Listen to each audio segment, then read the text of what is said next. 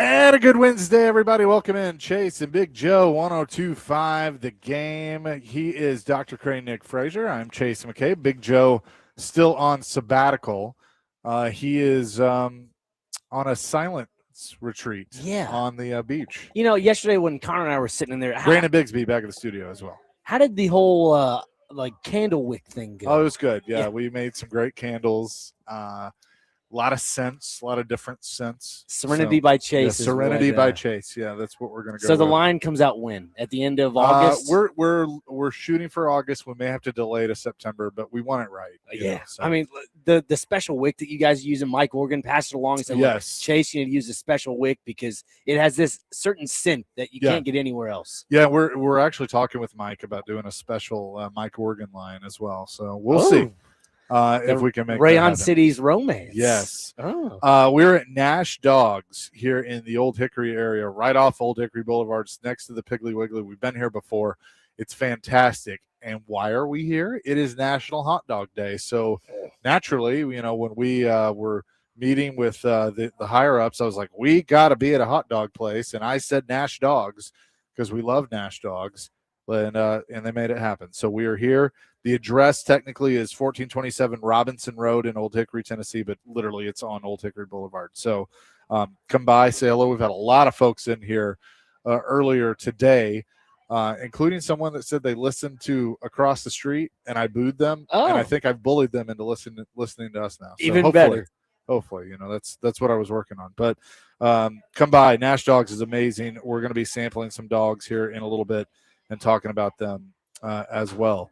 So have you watched any of Quarterback yet? So I've, been busy with some stuff family-wise, yes. And I listened to about 35 minutes of the first episode on the way here. I got a lot out of it when it comes to just listening to it. I thought it was interesting that Baker Mayfield and his wife met through a mutual friend and that she's 4 years older than him. And I just think it's so funny looking at the difference of like a Joe Flacco and Baker Mayfield, and you have a Jaden Daniels. I love and Baker Cam Mayfield, though. Yeah. I mean, regardless of his on-the-field actions he had in college, he said he likes to live with fire. Likes to live that way, live on the edge. So good for him. I thought it was real interesting when you look at a guy like Jaden Daniels and Cam Ward, just the eras that they play in and just how their moms are kind of a big support system to their life. I thought it was funny. I saw you before the show how Cam Ward referred to his mom as Big Mama. You can AI that thing, Big Mama. I was like, the guy has a great personality, and I think it was the first sentence of the episode 1. That's all I got to listen to was Cam Ward taking shots at Roger Goodell. Why are we doing this 3 hours long? Come on, man. Yeah, I thought it was pretty funny. I know. I actually like that too. But you know what? My biggest takeaway from the episode 1, and I've only watched one episode of Quarterback, and our buddy Ricky texted me this too and agreed with me. And that is, I felt like from the beginning, Cam Ward didn't really like Brian Callahan. That you could just kind of sense that it wasn't there. Yeah.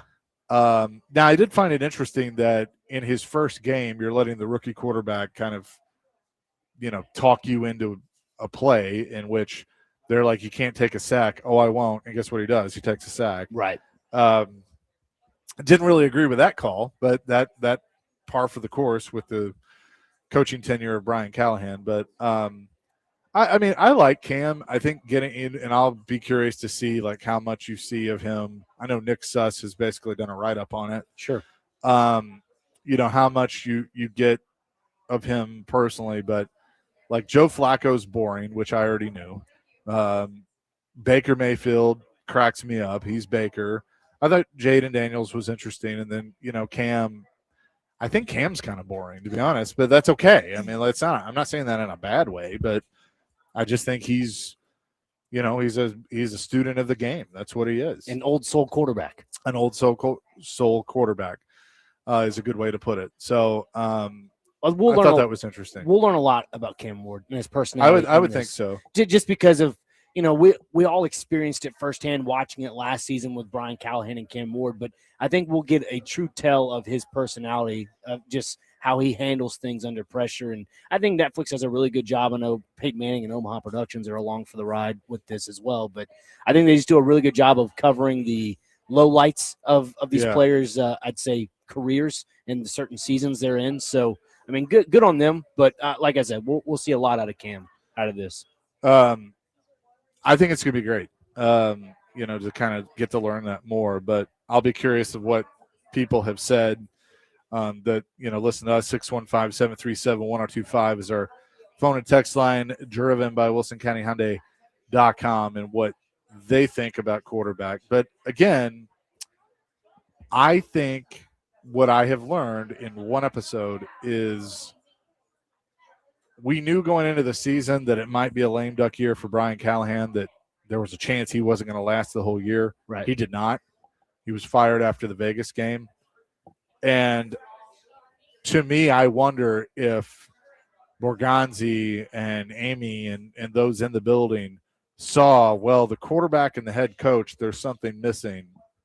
And that helped them make that decision pretty quickly. Because at the time, looking back on it, I was like, look, you can make a case that you're going to fire him midseason. Mike McCoy, even though I did not think Mike McCoy would be the head coach moving forward, and he wasn't, he made the most sense to be the interim because he has head coaching experience, because Bill Callahan was going to leave with Brian Callahan. And so that's ultimately what happened. But I was like, that relationship wasn't there from the beginning. No, and I think it really showed the true importance of a quarterback coach and an offensive coordinator being in the mix. And we all joke about Nick Holtz's position with the Tennessee Titans as the offensive coordinator, the chief bottle washer, as Joe likes to call it. Also, going to get a cup of coffee here and there for Brian Callahan. But I just felt like there were too many cooks in the kitchen around Cam Ward, and he couldn't really, find a true indication of who to follow with their word. And just for Brian Callahan, it was almost like, I need the extra help for me to settle into my job. But for Cam Ward, it's like, I need less of people talking to me and just one voice, one constant voice, so I can truly develop. 615-737-1025. I have to bring this up. So 4312, I went and looked through texts. He's basically tried to tell on Paul Kaharski to everyone. Of saying Jordan Walker is some no-name player.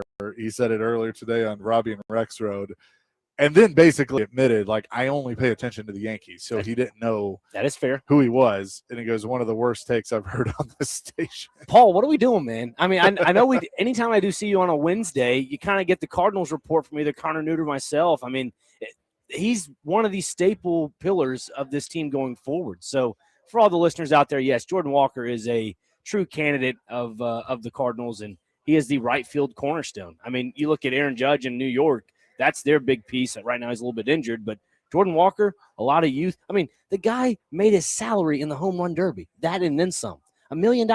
He's making $729,000 right now. Yeah, I agree. Yeah, I mean, look, I know who he is, but you pay attention to your team. Sure. And so I guess we'll give Paul a little bit of a pass on that.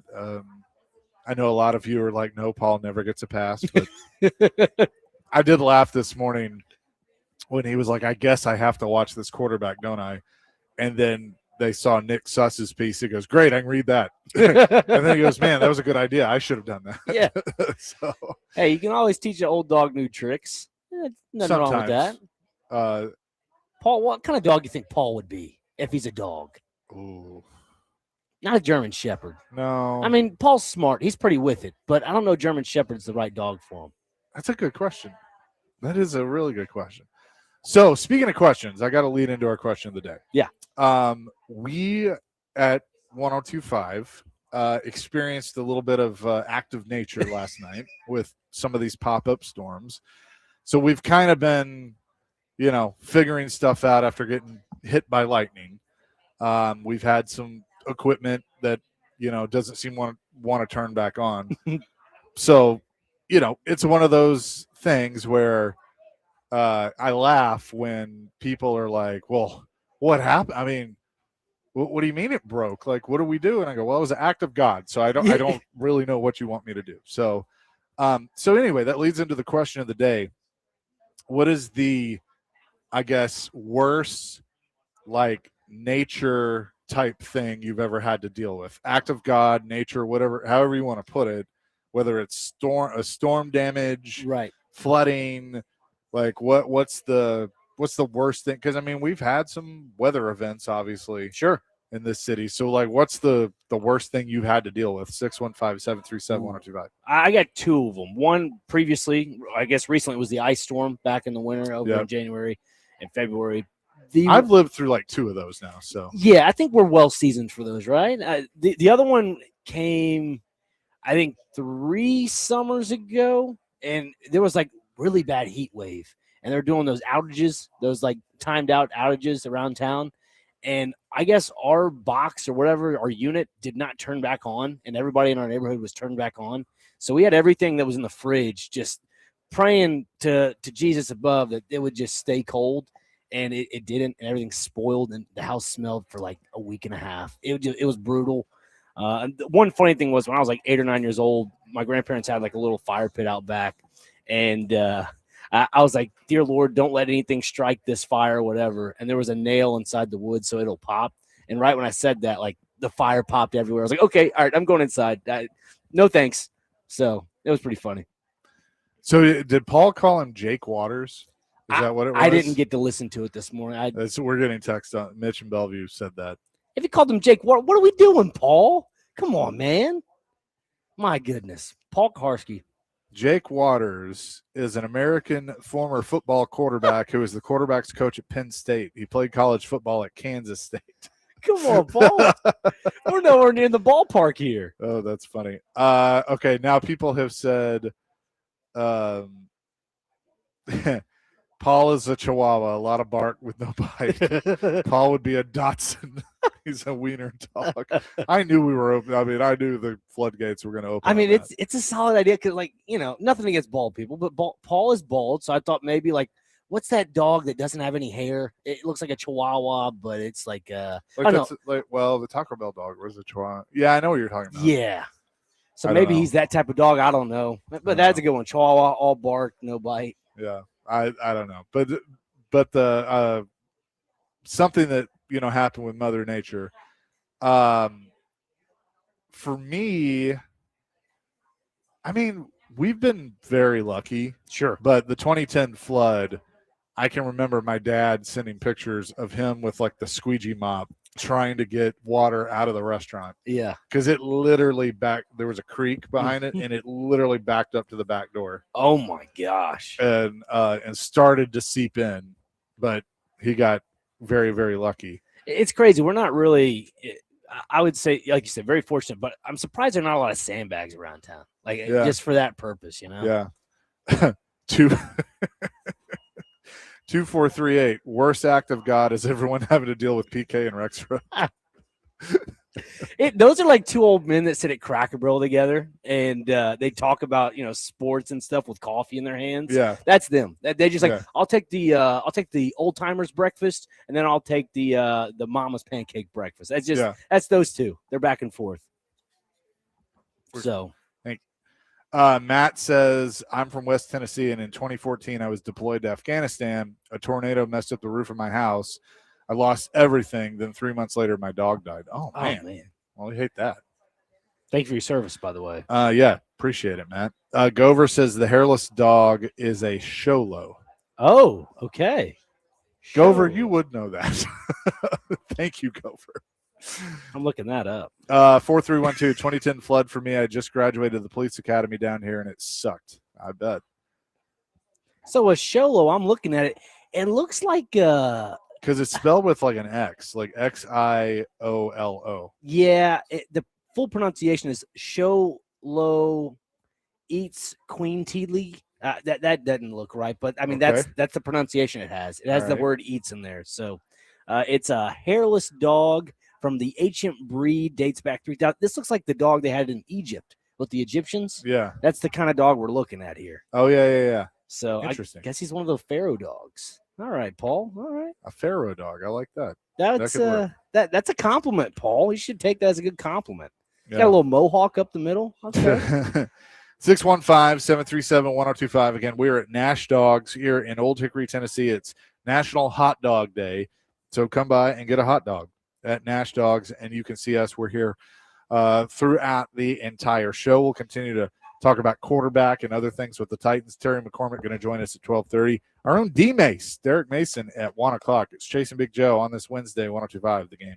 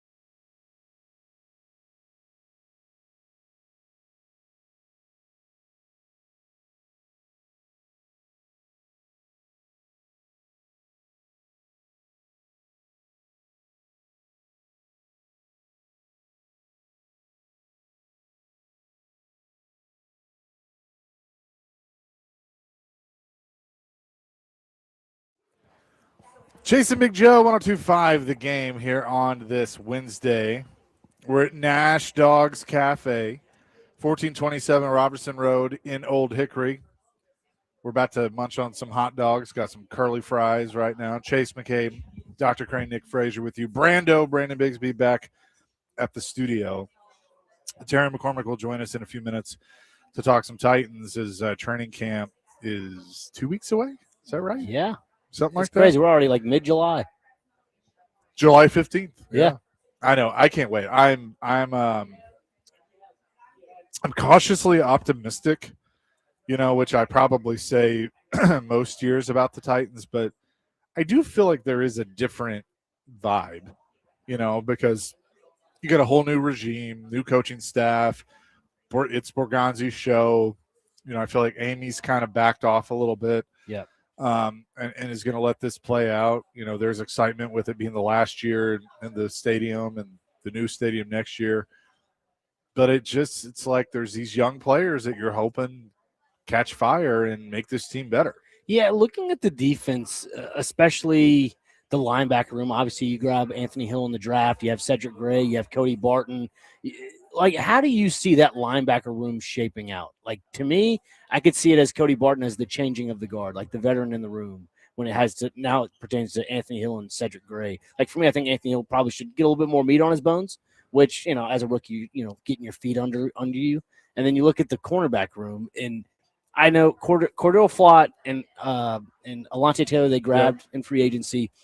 I think will be good. It should be. It really should be. I'm just really, like you said, cautiously optimistic. You're hoping this all plays the cards right. How do you see it all shaping out with those guys in particular? I think, and then you got Marshall that'll probably play the slot. I think, I think Alontae Taylor is going to be a really good signing. Yeah. And, Flott, I don't know as much about, but obviously Dable probably was able to vouch for him and say he's a guy that's going to, help that defense. But, I think the secondary needed a revamp. They got it. Is it deep enough? Because you're going to have injuries. Yeah. That's going to be the big question. But I think we're going to see all, some of this stuff in a couple of weeks. And, I've never been this excited to watch preseason. One thing Robert Saleh did say in OTAs was, I would expect to see all our guys in all 3 preseason games, which was kind of the opposite direction of what we saw from Vrabel and Callahan. And I thought that was a mistake, especially with young team. I think the quarterback needs to play. Dude, I'm even excited to see Will Levis play. Tell me about it. A guy that has not been talked about at all this entire offseason for the most part, and yet he still has one of the more electric arms to watch in the NFL, even though he's probably not going to start at all. It's going to be a fun preseason because you have guys like Tajay Spears who need to really prove themselves. Yeah. And obviously last year in the preseason against Tampa Bay, he got hurt. That was a lingering injury that led into the regular season. But there's something about this team that you've kind of already alluded to, and especially for a guy like Tajay Spears, even Will Levis in this case. I would mention to Tim yesterday about Gunnar Helm. That's a guy I'm very excited about. I mean, obviously Cody Bellinger not Cody Bellinger, it's a baseball player. Daniel Bellinger is the more of a blocking tight end, but it's going to be a lot of fun to see how this offense really gels together. Well, it's funny. The lead story on the Titans website is about the tight ends. So the other thing too is, again, I've watched one episode of Quarterback, but in kind of seeing that, I didn't think Cam Ward really saw eye to eye with the coaches. If he does with Dable, and I think Dable is a good coach for him because he's been around the block. He's coached a guy like Josh Allen. Mm-hmm. He had a little bit with Jackson Dart. Daniel Jones. He helped Daniel Jones make a lot of money. That's right. So I think Cam would be more inclined to listen to him. I look for a lot of maturing from Cam Ward this year, both just, as a person and as a player. Mm-hmm. I feel like that's going to happen. I could be wrong, but I feel like with the way things are set up, because look at Chicago. Caleb Williams went from, the talent, you knew the talent was there, but oh man, this doesn't look good. You put him with the right coach, and all of a sudden you're seeing that talent actually work. Mm-hmm. I feel like that can happen with Dable and Cam Ward. I think so too. You made a great point about Chicago. When you look at the young talent they brought in from previous drafts, and maybe it didn't click in year one, kind of the same situation with Cam Ward, because you go grab guys like Elk Almeida, Chim Dike, they kind of clicked, but it took a little bit of time throughout the season. Now you have another year with Cam Ward in that offense, with those familiarized players in the scheme. You bring in a guy like Brian Dable saying, look, let's hit the ground running, maybe a little bit of different verbiage here and there, but we're going to hit the ground running and just basically – pick up the lost time that we should have had last season. Because obviously he wanted to trade up for him for New York. Yep. And I'm sorry, I was going to say, it's also interesting, too. I saw Ben Solak put out an article yesterday about 2026 NFL season, like new coach and scheme pairings. Titans are on there twice. We have a few people that have texted in. Oh, boy. That want to know Dr. Crane's prediction on England and Argentina. They're going home, folks. They're going home. I hope England's going home? I really hope so, yes. They have that song that football's coming home. No, hopefully football's going home. That's how I feel about them. Everybody knows my disdain for this entire country. I guess not just the country, but just their fan base. It's just obnoxious. I apologize if I offend some people, but it's just you look at how they play. They play very direct. They're a strong team. I just see Argentina kind of, what's the best way to put it? Slowly, it's a slow burn. They know how to move the ball around left to right flank. They find those pockets of space near the top of the 18. It's funny, like you go and watch basketball, and everybody knows LeBron James will dunk the ball 3 or 4 times a game. Argentina has this one play to where you can put it on the right or left side of the field, and they pass it inside to the center of top of the 18, and Messi's right there ready for the layup. Like they have a bread and butter play. If you watch, they go down to the byline and they pass it in, and Messi's there about to put 1 or 2 shots on goal. It's muscle memory at this point. Inter Miami does it. I think that's probably going to happen. Messi will put 1 in the back of the net. Maybe you have Lautaro Martinez put 1 in the back of the net as well. I mean, I could see England scoring. It could be a 2-1 game, but just with the magnitude of how this is going to be played, it could be 1-1 going extra time, maybe penalties. But I think 2-1 might be the final. 2-1? Yeah. Do you know who scores those goals? I think Messi gets 1 at some point. Maybe Jude Bellingham. He had a big game against Mexico.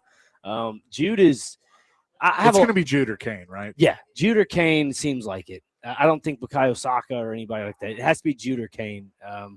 Just with the way Argentina plays, it's, like I said, it can be a slow burn. So I could see England kind of, being a little frustrated with that. So that could mean Jude Bellingham takes a little bit more of a hands-on approach, going more box to box, taking the initiative there. And if that is the case, they'd have their left and right backs kind of press up higher, and it creates more of a higher line for them offensively. And then you see Bellingham just – what's the best way to put it? Bellingham just kind of creeps into the back of the box, waits for any trash to go inside, and then he puts it in the back of the net. Kind of like a Patrick Hornquist. Yeah. Oh, yeah, that's a good analogy. We will definitely talk about this more as we go along. But coming up next, back with the Titans, Terry McCormick will join us, and we'll talk some Titans with him. It's Chase and Big Joe live today from Nash Dogs Cafe in Old Hickory here on 102.5 The Game.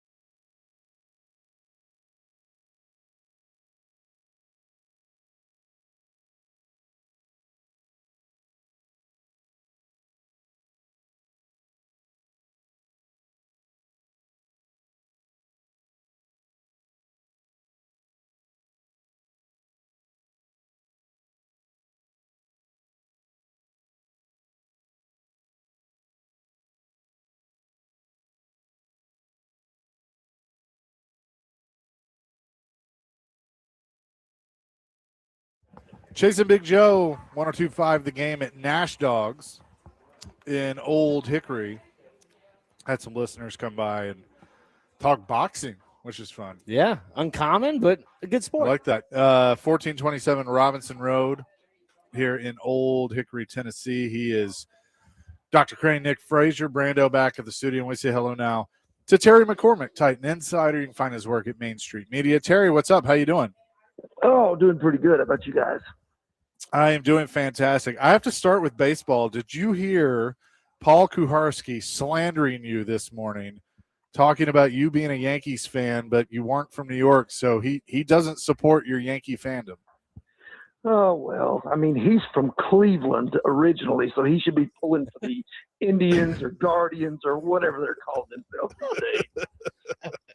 I just had to I was like, come on, man. Terry's been a fan his whole life. I think it's all right.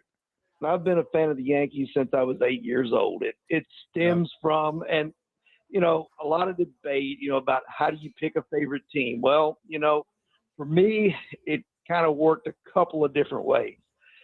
I was in a Little League.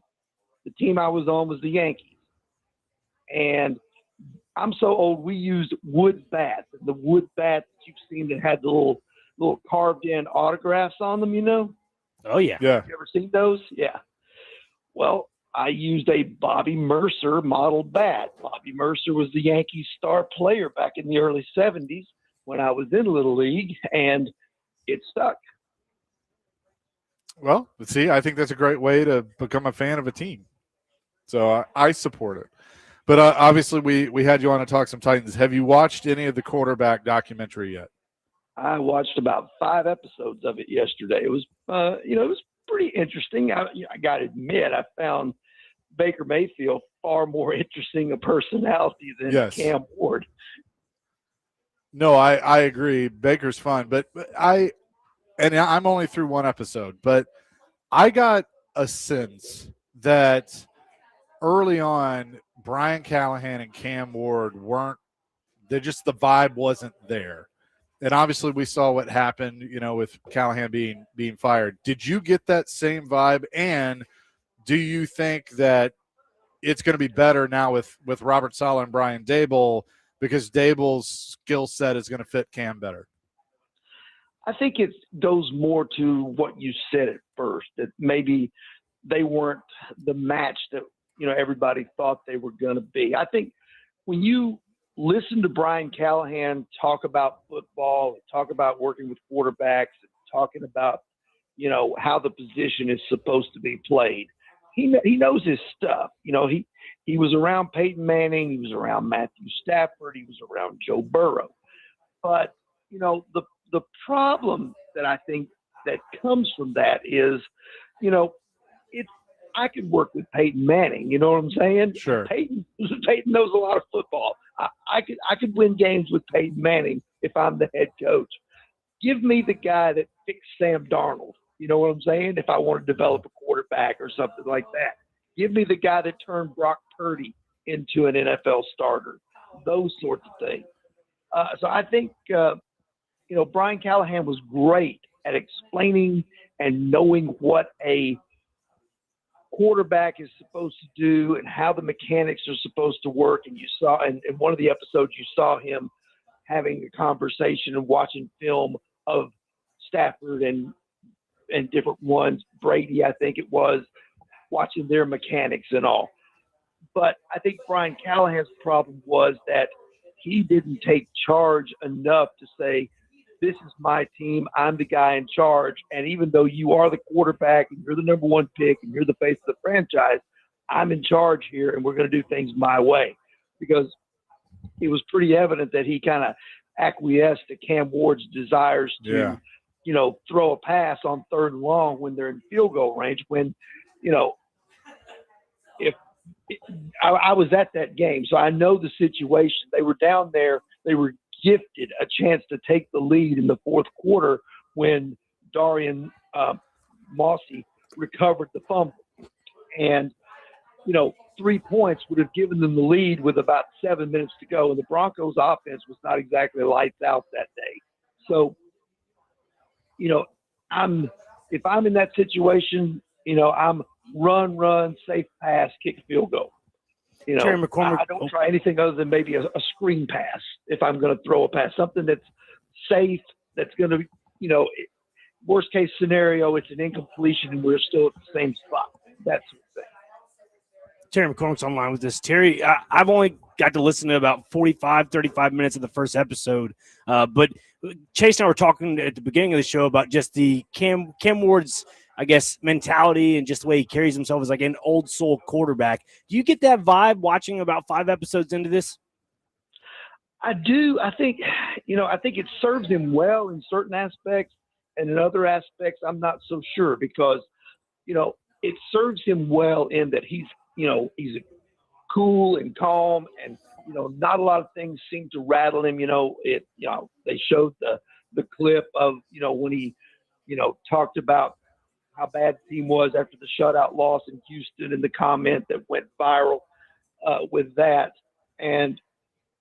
But that was one of the few times we've seen Cam, really kind of, toss himself and everybody else under the bus. Most of the time, he's not really saying a whole lot. He's not really emotional. He's not really up and down. But at the same time, he comes off as a very confident kid, and that's fantastic. But he also kind of comes off as, I know how to do this. And, it almost seems like at times he doesn't want to listen to the advice maybe as much as he should. How much do you see that carrying over this year with Brian Daboll? I think Brian Daboll is going to be in charge of the offense, and I think that it's going to serve Cam Ward well because it's going to be somebody in his ear that's been there and done that before at a pretty high level. That's going to be, telling him, okay, I did it this way with this guy, and we're going to do it my way. I'll listen to your input, but we're doing this the way that I'm setting it up, and that's going to give you your best chance to be successful.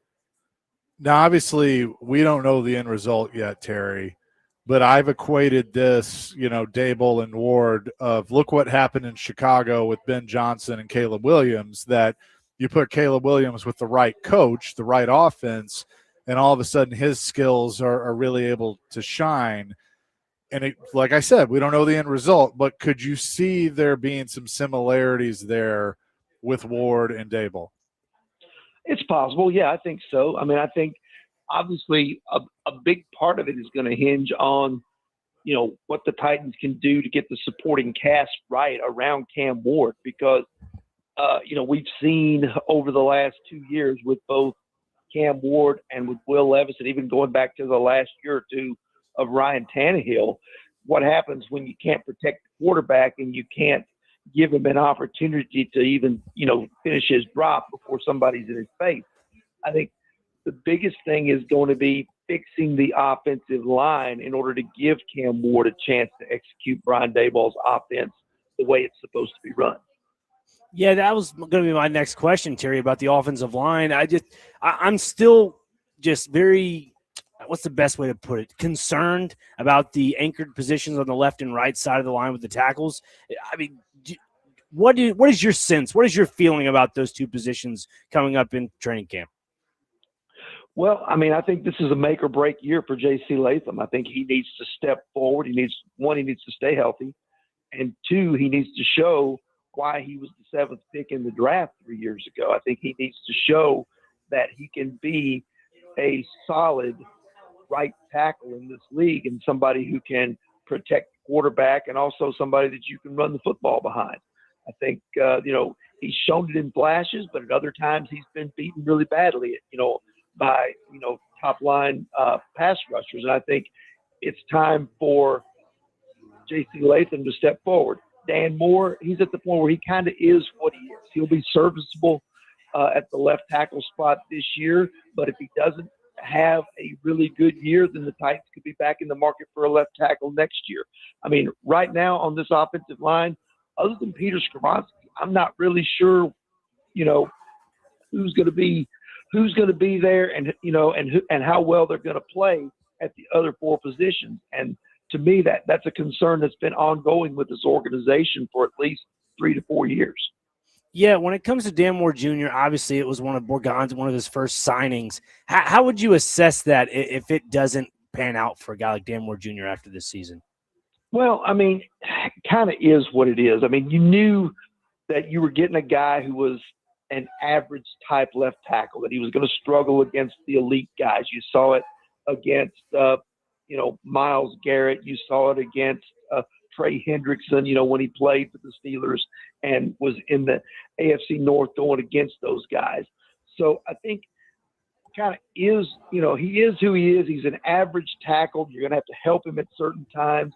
I don't fault them for the signing because prior to that, they had worse over there. They tried to, do it with a rookie in Latham. They had tried Nicholas Petit-Ferrer there briefly. They had tried, all kind, just a cavalcade of guys, Andre Dillard, Dennis Daly, and we know how bad that worked out. So I don't fault them for signing Dan Moore to big money because that's what you have to do in free agency. And he did improve the position over what it had been for the previous couple of years, but that was a very low bar. Terry McCormick is with us. You mentioned Skoronski. Do you anticipate a contract announcement either at the beginning of camp or somewhere after?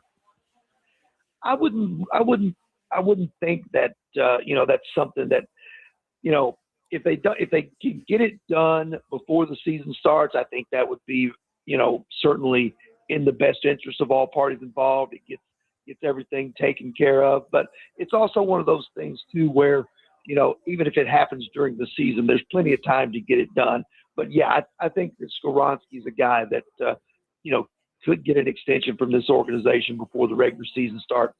If it doesn't, I don't expect a lot of negotiating to go on during the season because the focus shifts then to what's going on the field as opposed to contracts and things like that. Terry, good to talk to you. We appreciate it. Just a couple of weeks away, and the busy season begins. So thank you, my friend. All right. See you guys. Terry McCormick, Titan Insider and also Main Street Media, and appreciate him for joining us. We're live today at Nash Dogs.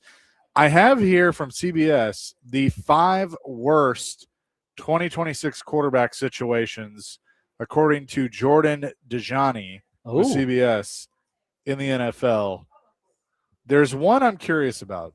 I agree with most of them, but there's one I'm curious about. Okay. We'll discuss that coming up next. Chase and Big Joe, Dr. Crane in today, 102.5 The Game.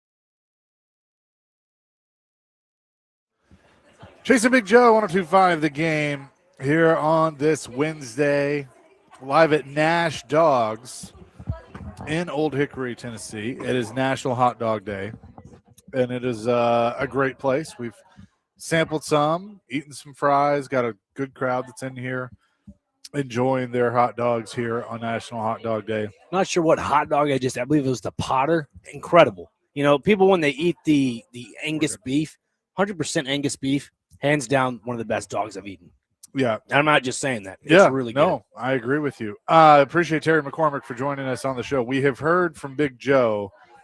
He is still on his silence retreat on the beach.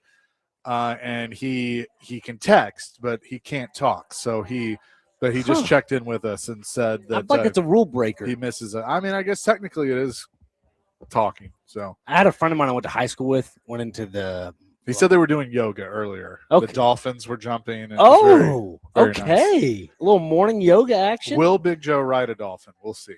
That's what she said. But yeah, maybe. I mean, just grab the fin and hold on for dear life. I would love to see that. Big Joe and Flipper coming soon to CBS. Free Willy. So and I know he's listening, so he loves lists. Oh. But I saw this, the 5 worst 2026 quarterback situations in the NFL. Now, you think about the Titans situation, and I'd be curious of, what others would say, but, you got obviously Cam Ward, Will Levis, Mitch Trubisky, Hendon Hooker. That's your quarterback room. Right. You got, if Cam got hurt, you're not feeling great about that, but Mitch Trubisky or Will Levis, may let it be a toss-up. But this is what CBS says. Number 1, the Cleveland Browns. Deshaun Watson, Shedeur Sanders, Dylan Gabriel, and Taylon Green. Who? I forgot he was that one at the Arkansas. Yeah. I was joking. Holy cow. Yeah. I forgot he was on there. The Jets, Geno Smith, Cabe Klubnik, Bailey Zappi, and Brady Cook. We're going to see a lot of Zappi this year. Probably. The Arizona Cardinals, Jacoby Brissett, Gardner Minshew, Carson Beck, and Keaton Slovis. Dude, sounds like a car rental place. Where'd he come from? He come from the community college down the street? I guess. The Miami Dolphins, Malik Willis, Quinn Ewers, Cam Miller, and Mark Gronowski. They made their bet on that one. Yeah. I mean, they're forcing to play Malik the whole season. And then the 5th one is the one that, I don't want to agree with it, but I also kind of see it. The Atlanta Falcons. Ooh. Michael Penix, Tua, Trevor Siemian, and Jack Strand. I do remember Jack Strand. Here's the issue. I mean, Tua's going to be the starter, right? You don't. Oh. I understand what we saw and, in Miami with him and all of that, but. Right. I would lean Michael Penix to be the starter. Really? I do think so. The familiarity in that offense, obviously you have Kevin Stefanski there. You have Bill Callahan, the offensive line coach there. So we'll see how that all plays out. But you look at the familiarity of that offense, you add, a few pieces here and there. I just think you have 2 left-handed quarterbacks. Go with the guy that's been in this offense before, and if something goes wrong, then you put Tua in. Yeah, okay. I think Tua is going to be the day 1 starter. That's just me. I don't think Penix is a starting NFL quarterback. That's fair.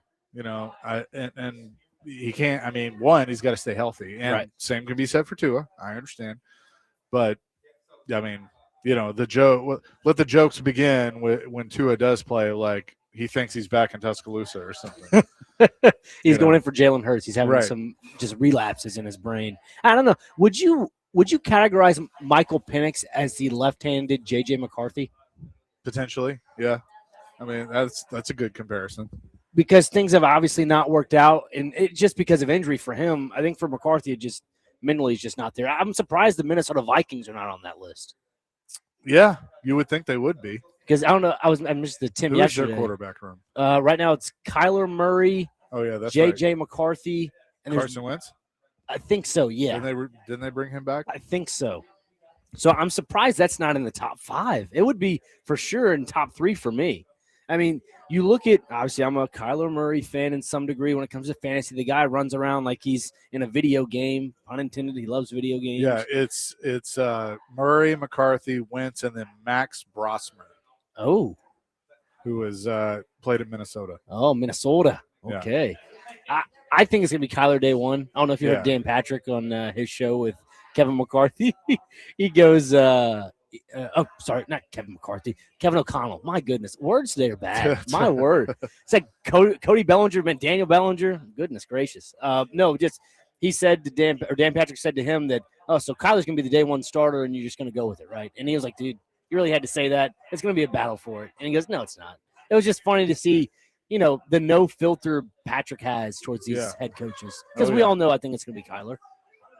Real quick, WB and Thompson Station. Your Baker Mayfield comment is right on. I think it illustrates what a mistake it was for the Titans to take a quarterback, Cam Ward or whoever, with the number one pick. They need players, need to go get good players, go get a Baker Mayfield. They're out there. I am from Kansas City. The Chiefs go and get a backup every year that is capable of playing in the NFL, not taking them to the Super Bowl. But the Titans aren't going to the Super Bowl. They weren't last year. They're not this year. Next year, maybe we'll see. They need players, and wasting time trying to develop or worry about if Cam will get along with this coach or that coach is a useless conversation. I'm going to disagree that it is. Look, we can sit here and argue on should they have spent the number one pick on a quarterback all we want. They did. You can't change that. So now you got to move on, and this is the guy that you have. We'll see. I'm not ready to write him off after 1 year, especially with a lame duck coaching staff. Do we not remember the Marcus Mariota situation? Went through Mariota. Mario. He went through 4 different coordinators. He did. In what, 5 seasons? Yeah, something like that. That is completely the opposite of that text. Yeah. Like, are we forgetting about this era of Titans football? You do not want that again. No. You don't. Because Cam Ward is a really good raw talent. And the guy's been in different, offenses throughout his college career. He finally found some stability with Miami, really flourished onto the scene, and he was a number 1 draft pick for a reason. Yeah, I'm with you on that. We'll ask D Mace about this and much more. He will join us coming up next. Chasing Big Joe, 102.5 The Game.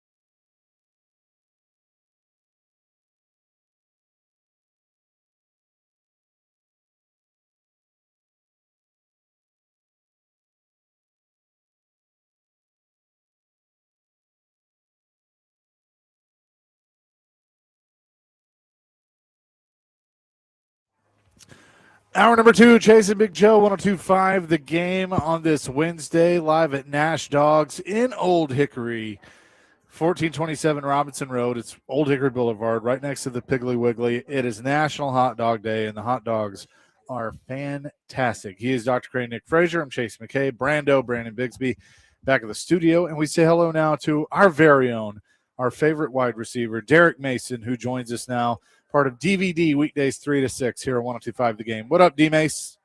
Hey, what's going on, fellas? How y'all doing? We are doing fantastic. Just want to, I needed to pick the brain of a wide receiver. I like to do that every now and then. You guys have discussed the quarterback documentary, and one thing that I have brought up was it was pretty apparent to me early on that the vibe between Callahan and Cam Ward was not there. Now, I think that Brian Daboll is a more accomplished and probably a more confident type of coach, that he's going to tell Cam, hey, this is how this is going to work. And therefore, I think Cam is going to be more successful if he listens to him. But would you agree with that? And did you get that same vibe in watching the doc? And because we talked about it yesterday, Chase, and Nick on our show, DVD.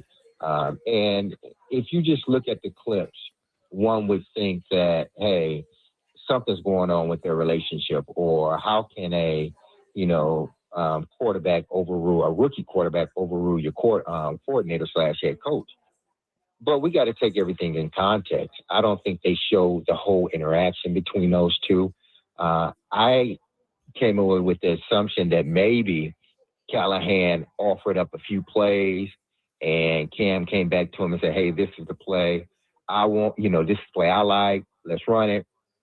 And they went on and ran it because they never showed anything after that. After Cam said what he said, they just went straight to the huddle and to the line of scrimmage. That's how they cut the film up. So I'm not sure if their relationship wasn't vibing.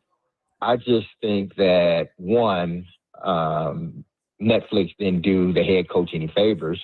And it, frankly, didn't do Cam any favors, because this was the talk last year. Are they allowing Cam too much leeway as a rookie quarterback? And if you look at the clip, one would tend to believe, yeah, they were giving him too much leeway. But I think it's more nuanced than that. I think their relationship was okay.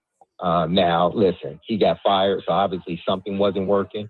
But I think he gave Cam Ward the ability to, make some changes if he wanted to. Now, we may all agree that, hey, you got to kind of rein it in on a rookie quarterback and not let him make so many decisions. But we were not in those locker rooms. We're not in those meetings. We don't know how fast Cam Ward has learned that offense. And what he showed, he probably showed the ability and the trust of the offensive coordinator / head coach that he could do that every so often. But it just made it look bad, because on that same play, what Cam said he wasn't going to do, he ended up doing it and taking a sack. So it made it seem like, Cam overruled the coordinator / head coach, and that play turned out ultimately into a negative play. I think it's more nuanced than that. But I think they had a good relationship. But listen, if it's not working, then change is going to be made, and they felt it wasn't working, and they made the change. Derrick Mason is with us. What can these receivers do in this offense? Like, if you're a veteran, if you're on this team, you're a veteran receiver, you see an offensive coordinator coming in that has had success. He's worked with some really good quarterbacks. It's been good for receivers. So what can a receiver do in this offense to make life easier for Cam? No, the offense, just like Cam knows it, at least from the past, from a pass standpoint.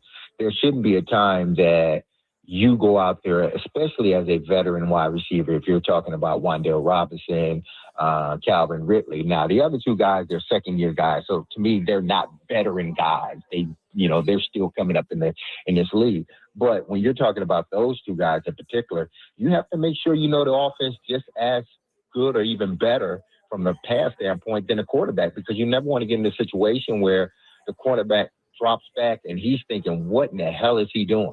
Especially as a veteran guy. that is a no-no when it comes to rookie quarterbacks. So just make sure you know the offense and Heimerdinger would tell me all the time, listen, just be where you're supposed to be when you're supposed to be there, and we'll get the ball to you. If you're not where you're supposed to be, I can't get the ball to you. And that messes up the quarterback. So be where you're supposed to be and catch the football. Those are only two things that really matters. Absolutely. Derrick Mason, host of DVD, is on the line with this. D-Mace, when it comes to the, I guess, veteran leadership, like you were just alluding to, there are a lot of young players in this wide receiver room and just passing game in general. When you came into the league in 97, obviously you had some veterans around you that kind of helped shape your career. But when the family came involved with having kids and so forth, how much of that really helped shape you as a true wide receiver? Because you have these wide receivers now on this team, like you said, they're 1 to 2 year guys that all they have to really revolve around is football. How much of the family aspect of it really helps shape you as a wide receiver to mature you throughout your career? I think it allows you to learn more responsibility because as you start to get a family, it's not just about you. It's about you and your family and your team. So you have to find a way to, divvy up your time. And your family has to understand majority of your time is going to go towards football. But when you're in the house and you're around, you have to be present. So I think that helps out. And when you have a family, I think it majority of the guys, it grounds majority of the guys when they have a family because they understand they're fighting and they're playing for something greater than themselves and their team. They're playing for their family. So I think, for me at least, that allowed me to, stay grounded, stay humble and go to work each and every day with intentions on getting better because I knew that, a lot of people, were dependent on me, or at least my family was dependent on me to go out there and be the best player that I can be. But as far as the locker room, I mean, when I came in 97, unfortunately, listen, I loved, I loved those guys that were there, the older guys, Willie Davis and Derrick Russell and guys like that. But when we came in, there was not much help. It was like, hey, listen, we're all fighting for a position and you got to figure it out. And, and we were able to do it myself, Joey Kent, Kevin Dyson, Eisenberg. We were able to, figure it out, so to speak. So, they were a help to a certain extent, but they had to worry about their jobs too. And as you become a veteran guy, you understand that. But you also got to know that, listen, we're not going to get better unless, as a veteran guy, you make sure you're doing what you're supposed to do for those younger guys and set an example. And I'm not saying that those older guys didn't set a good example as far as how you go out and prepare. They did. But when you're talking about helping and being, someone that I can look up to, a mentor, unfortunately, my first year, we didn't have that. So we had to sort of figure it out on our own. Well, is Carnell Tate going to be kind of faced with that? Because even with your second year guys, they're going to look at him like, oh man, he's the 4th overall pick. He's going to take my job. They're going to expect him to be the number 1 receiver. And then you got guys like Calvin Ridley that's just trying to stay in the league. So is he going to face some of that? I don't think so. I think Calvin has shown the ability to, hey, listen, no matter who's out there playing, we're all trying to accomplish one thing, and that's to go out there and be the best position on the field and to help our team, win a ball game. So I don't think anything that Calvin Ridley has displayed since he's been here tells me that he's going to turn his back on those young guys. What I've seen is a guy that is pouring into those young guys, a guy that is there for those young guys. Yes, he's going to compete. He understands that, listen, I got to go out there each and every day to compete. But he also understands that if I don't help these guys and mentor these guys and answer questions if they have them, then we're not going to get better as a team. So nothing that I've seen with Calvin Ridley shows me that he's going to be one of those guys that sort of shuns the younger guys or turn his back on the younger guys. But when you're talking about Alec and DK, I mean, they're going to help as much as possible. You got to understand, they're learning the new offense too. So just like Carnell Tate, just like, some other guys, they're learning the offense too. But I'm sure if Carnell Tate goes to Alec or DK, because of what they experienced with Ridley last year, they're going to be willing to help. D-Mace, you mentioned just a second ago, I want to ask you about staying grounded for you with the family aspect of it. So for these young first, second year wide receivers, how can they stay grounded early on in their career? Is it just to be at the facility 24/7, or is it just to find a hobby? How do they stay grounded with this career they have now? Knowing that it could be gone in a day, and that's what it's really about. Don't take advantage of the opportunities that you get, but when you get those opportunities, don't take advantage of the people around you. You see what I'm saying? Mm-hmm. Be there when people need you to be there. Do the things that either someone did for you or you wish someone did for you. So that's one thing that helped me stay grounded. Just walking into that building every day, knowing it was a blessing.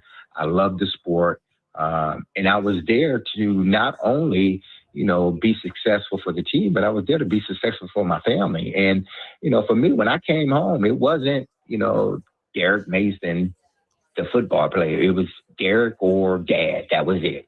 And very seldom we talk about football other than the ride back home. After that, we didn't talk about it no more because once I get home, it's not about football. Yes, I had to study, and I did when I got home, my playbook, but majority of the time spent home was spent with my family and not trying to, go through the playbook or my life was surrounded or revolved around football. Once I got home, it wasn't. Majority of it was surrounded by my family. And, that worked best for me. Now, for other people, it may be different.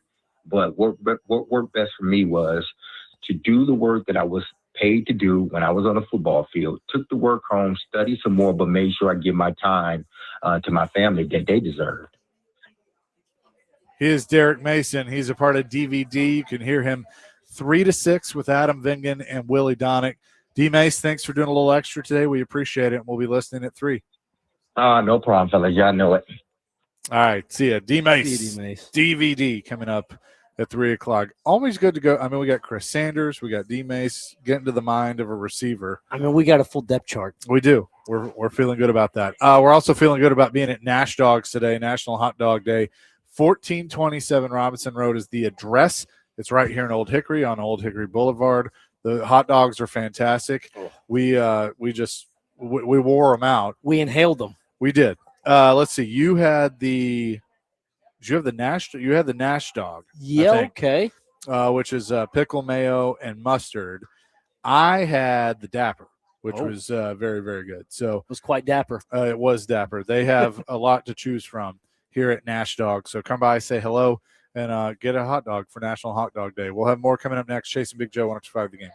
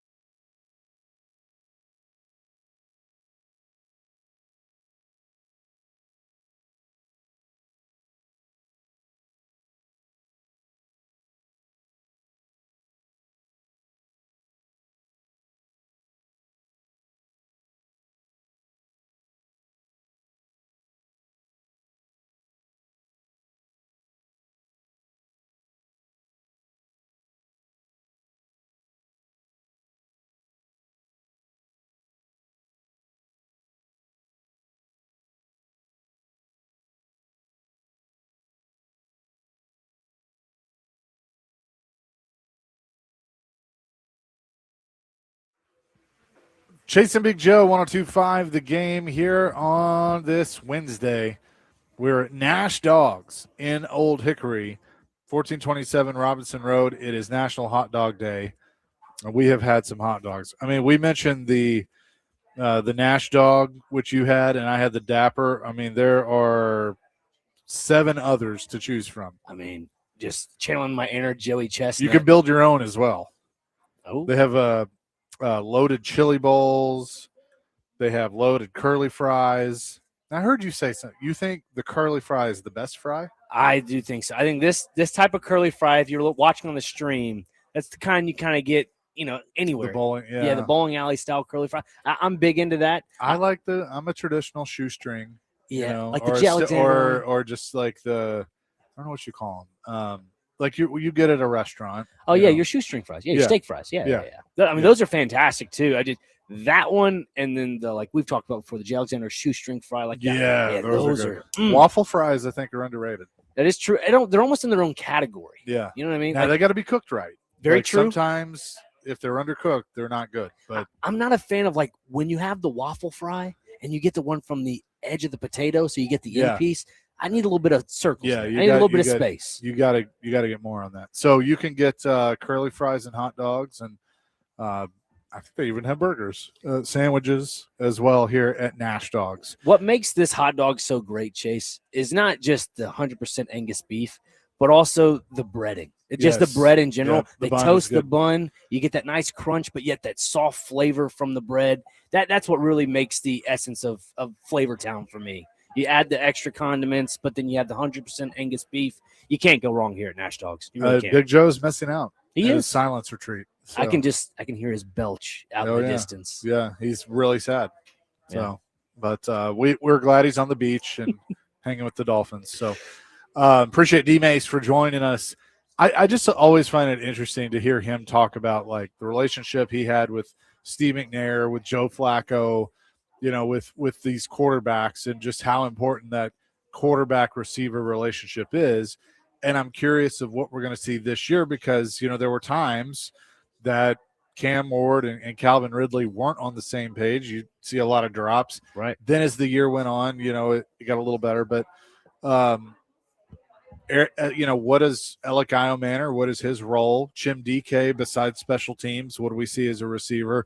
With now the addition of Carnell Tate, I'm going to be very curious to watch that dynamic. Yeah, I feel like a lot of people have the sense that Alec Iomanner is going to take a back seat in this offense. I don't have that hunch. I feel like because of the amount of experience he got his rookie season, along with gaining a little bit of extra muscle in the offseason, that only elevates this offense. And with that being said, I feel like the distribution of the ball will be a little bit more even. Sure, yes, target Carnell Tate. He is the number 4 overall wide receiver, but yet still make room in this offense for guys like Alec Iomanner, Chim DK. I think a name we all are very familiar with now is Wan'Dale Robinson. He's going to have a huge impact with the development of not only Cam Ward. I haven't even mentioned him. Yeah. That they signed, and he was the big free agent signing. I am very curious of how they spread the ball around, because Joe says it all the time that you're going to have 1, 2, maybe 3 guys, and then the rest don't really matter. Mm-hmm. And is that going to be the case with this offense? Or I heard PK mention it today. Are they going to have certain packages with certain guys coming in and out, which I think is fine to an extent. But like Carnell Tate, the 4th overall pick, I want him playing. I want him, 90% of the downs, I want him out on the field. But if you can work the others into special packages, then that's fine. And it's beautiful, because if we go back to the introductory press conference from Brian Daboll, I think it was Corey Curtis or somebody along the lines asked him the question of just how you present the offense. And he had a great answer. I can't quote it verbatim, but just about how you disguise things, how you present them to the defenses. When you have a variety of talents that can catch the football, that makes everything so unpredictable. And let's not forget about the tight end they got out of Oklahoma. I think Kanik is his name. Last time. That is going to be one of those versatile tight ends that can maybe pitch in some cases, but I could obviously see the heavy shares of Gunnar Helm and Daniel Bellinger kind of taking over there. But it'll be a good thing to see. There's a lot of variety, which is a good thing to have. Variety is a good thing. And then on top of, and I wonder too, if you have a situation like, probably not tight end, but wide receiver, where a guy just really, really, really plays well in the preseason and in training camp, but then they get to a point where it's a numbers game. Because, like, Tate, Robinson, Ridley, Io Manor and DK. That's 5. Yep. Kinsey's still around. Courtney Jackson, or not him. Who's the other guy they brought in? KJ Osborne. That's what I'm thinking of. Is a vet. Restrepo, everybody's going to be looking at. I mean, if Restrepo balls out, does he make the team, or do they use that as maybe a trade piece? Not to get a lot, right? But find a receiver needy team that could take a young receiver. I don't see anybody really biting on the hook for a guy like Xavier Restrepo. I agree, but that was the name I threw out there. Yeah, no, but like Bryce Oliver. There is a possibility there might be 1 or 2 teams out there, but it'd be more of like I'm going to drop him off the practice squad, see who's going to pick him up type thing. If there is somebody out there that would be willing to give him a 7th-round pick, then sure. Again, it's all off the indication of what happens in the preseason. I think we're going to see a lot of Will Levis and Xavier Restrepo combinations, maybe a little Mason Kinsey action, because I think this practice squad roster the Titans have concocted this past offseason is great. Like we talked about with depth, like right now with the rotation of wide receivers that could take the back seat, whatever it may be, you see this practice squad lineup and you think, man, some of these guys, when you really need them to be relied on in a game situation for injury, I'm okay with it. I'm not worried. That's the beautiful thing about it. Yeah. Because a guy like Restrepo had an opportunity last year with Cam Ward, and I don't think the Titans want to get rid of a guy like Xavier Restrepo because of their quarterback Cam Ward. You're going to have depth on the practice squad, no doubt. Right. If Osborne doesn't make it or Oliver, one of those 2 guys is out. Yes. I would say, because I think they keep 6. And then we got Tyron Montgomery, who's probably going to be everybody's camp darling. That's the, undrafted out of John Carroll. He's the Captain Jack Sparrow runner. And, that's pretty funny. And then Mason Kinsey, you got to have a good line. He's right. Mason Kinsey probably ends up back with Daddy at some point. Yeah, Mason Kinsey is just got to go to New England. I mean, it's imminent. We saw Kevin Byard go up there, and now we see A.J. Brown go up there. It's a matter of time. Harold Landry. List goes on and on up there in New England. Oh, yeah. They're in Byard there? Yeah, Kevin Byard from Chicago. 615-737-1025 is our phone and text line, driven by Wilson County Hyundai.com. We'll get you some texts. Coming up next, Chase and Big Joe live at Nash Dogs today, 102.5 The Game.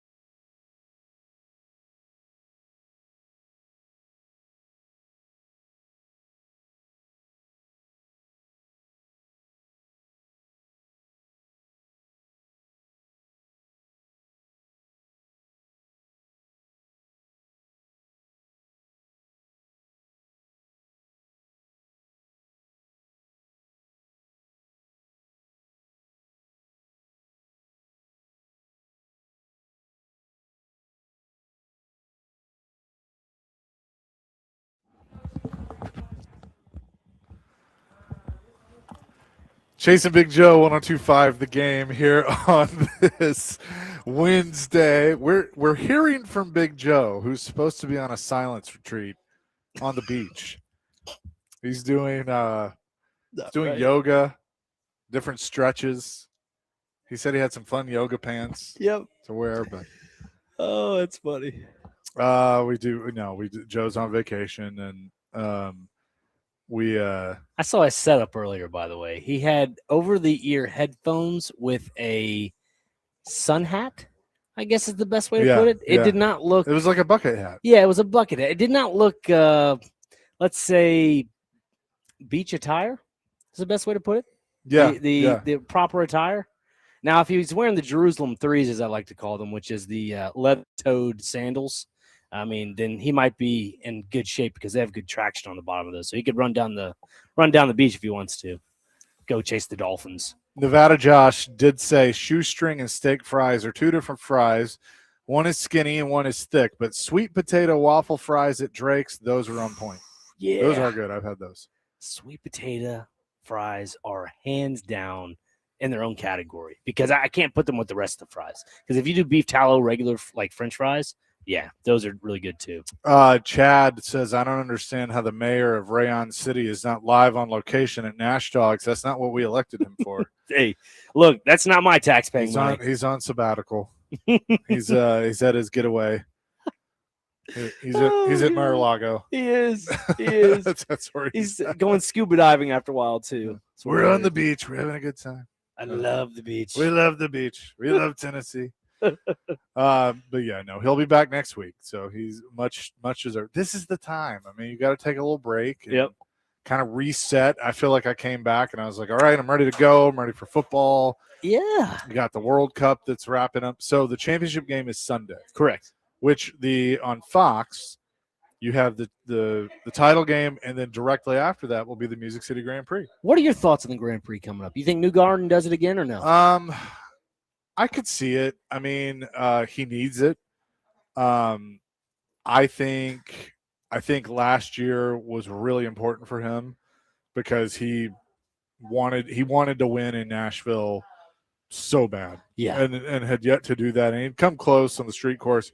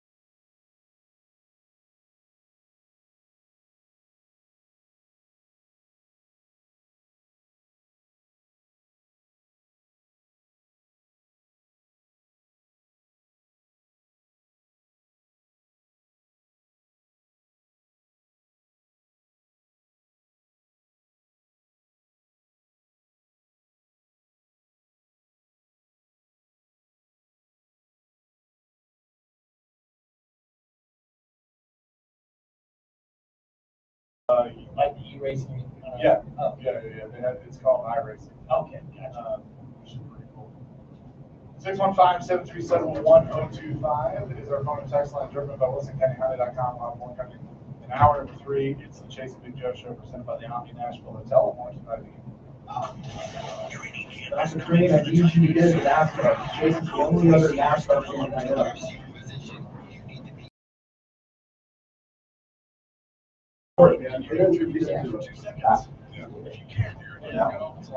Is the defense improved? I have no doubt about his defensive competency. Together, training camp coverage is brought to you by Twin Peaks Restaurant, Harmon Tractor, Tri-State Water Powered Air Hole Generators, the Music City Kickoff Game, Tennessee Works, and Harmon Energy. Training camp lives here. Our sports live here on 102.5 The Game and the Game National Sports Network.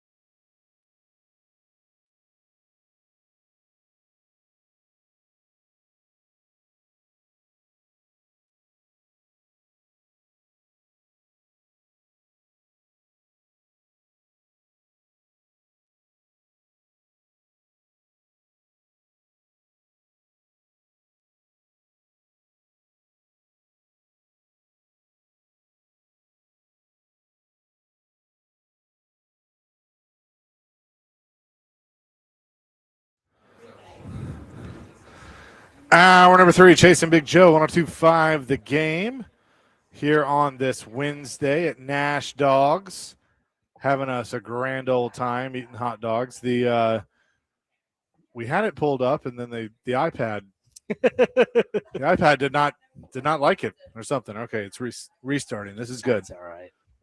But we'll have the World Cup going and watch that between England and Argentina.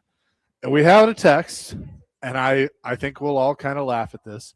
Justin in Greenbrier says, speaking of soccer in the World Cup, does Nick think there is anything to FIFA fixing it for Messi and Argentina? You know, there might be a little bit of something to that. I know Infantino is under investigation for, Aren't they always under investigation for something, though? Yeah, Sepp Blatter had a big issue on the previous regime of the FIFA presidency of, like, accepting money from the Saudi Arabians to get the World Cup in Saudi Arabia, you know. So that is one thing. I think people are really aggravated. And I'm not talking about the U.S. people. I'm talking about people overseas in Europe for the whole Flo Balogun red card rescission. And I get it. But at the same time, it was the wrong call. I think everybody's just more upset of the way it was handled. It should have been overruled on the field and not after the game. Right. So that's why a lot of people are upset about it, and they're trying to get him out in some cases. I think it's just very premature, and it's just, very fresh on the mind for a lot of people. Why is FIFA the sanctioning body? Like, what made them form and become what they are? It's a great question. I'll actually have to Google. If you don't know, I really don't know, actually. But it's always been a huge governing body over all the other ones. So, like, you have FIFA, they regulate everything, and you have, like, the CONCACAF, you have UEFA, you have the South American one, you have the AFCON. So those are all the smaller governing bodies for each continent. So that's kind of what FIFA is. So FIFA is basically like the president, and you have your smaller, senators and so forth. That's kind of what FIFA is for their governing body. They have a judicial system, which is, if you go into the rule book and you look at the way the Flo Balogun situation was handled, they talked about the FIFA judicial system with Article 27. Then you had Article 6 come into play. So basically, they found a loophole to get Balogun to play. So it's just it's a gray area. I think FIFA knows how to make up their own rules by, dictating certain. They might be doing it right now. Oh, giving a little Messi aid. Is that what? Well, it wasn't even Messi that was a part of it, but I mean that was a hard play, and it looks like no harm, no foul. But England and Argentina underway. About 4 minutes into this, no score. And it's, even though it's only 4 minutes in, a foul, I guess. So. Even though we're only 4 minutes in, Chase, you're already seeing how England's playing very direct. And what I mean by direct, those passes are quick to the point. You're trying to advance it up the field. Whereas, and we missed the first 2 minutes, but the way Argentina was playing, very more methodical. Like, they're going to expose the left and right parts of the field. That's something that is going to be an interesting thing to watch as the game progresses, because Argentina likes to conserve their energy for the second half. That's where you're going to see them really pounce and attack them like they're the true prey, meaning England. But then England right now, they're just trying to look. They're playing so direct. They're going down the flank there. That's something they see the opportunity to just attack them. And I think Tagliafico and Molina, the right back and left back for Argentina, do a really good job, but they are susceptible of those counterattacks. Nashville SC gets back at it on Friday. They do. Against Atlanta. That's at home, right? It is. Yeah. Their first 2 games back are at home. So you got Atlanta and then Montreal, Orlando, DC, and then the Leagues Cup. They get back into that with Lyon and then St. Louis. So they play 6 games between Friday and August 9th. It's going to be a tight schedule. Nashville SC, it's not officially reported yet, but Tom Bogert quoted one of them, and there are 2 transfers that Nashville SC are intending on making, I assume. It is Famara Kamara, a Senegalese midfielder. Personally, I just see that as depth from what Nashville SC struggled with in the CONCACAF Champions Cup, having Eddie Tagseth and Patrick Yazbek, who were very, top quality midfielders for them, go down with injury. I was able to ask BJ Callahan when Joe Dubin met at John Daly's, and I said, I asked BJ about the health, about Andy Nahar, Yazbek, Tagseth. He said they're all on schedule. So it was a good thing, but also with that, we all didn't hear a true indication of when they'll be back, if they're going to be back for the game on Friday, whatever that may be. But the other attacking player that they are potentially going to sign is Elias Saad. He's a Tanzanian Is that right? Tanzania? Yeah, there I we think go. that, yeah. Tanzania winger, which is another interesting piece because you have Ahmed Qasim, who's a forward that plays that like left attacking mid role. That's a winger and played at the World Cup. Then you have obviously the young Costa Rican international that had some off the field issues, but that's something that they're trying to handle right now. That's Warren Madrigal, if anybody's curious. He had the whole they played friendly Costa Rica against England, and he went out late and was, it didn't look well. It did not look well on his resume. So he's now back in the States.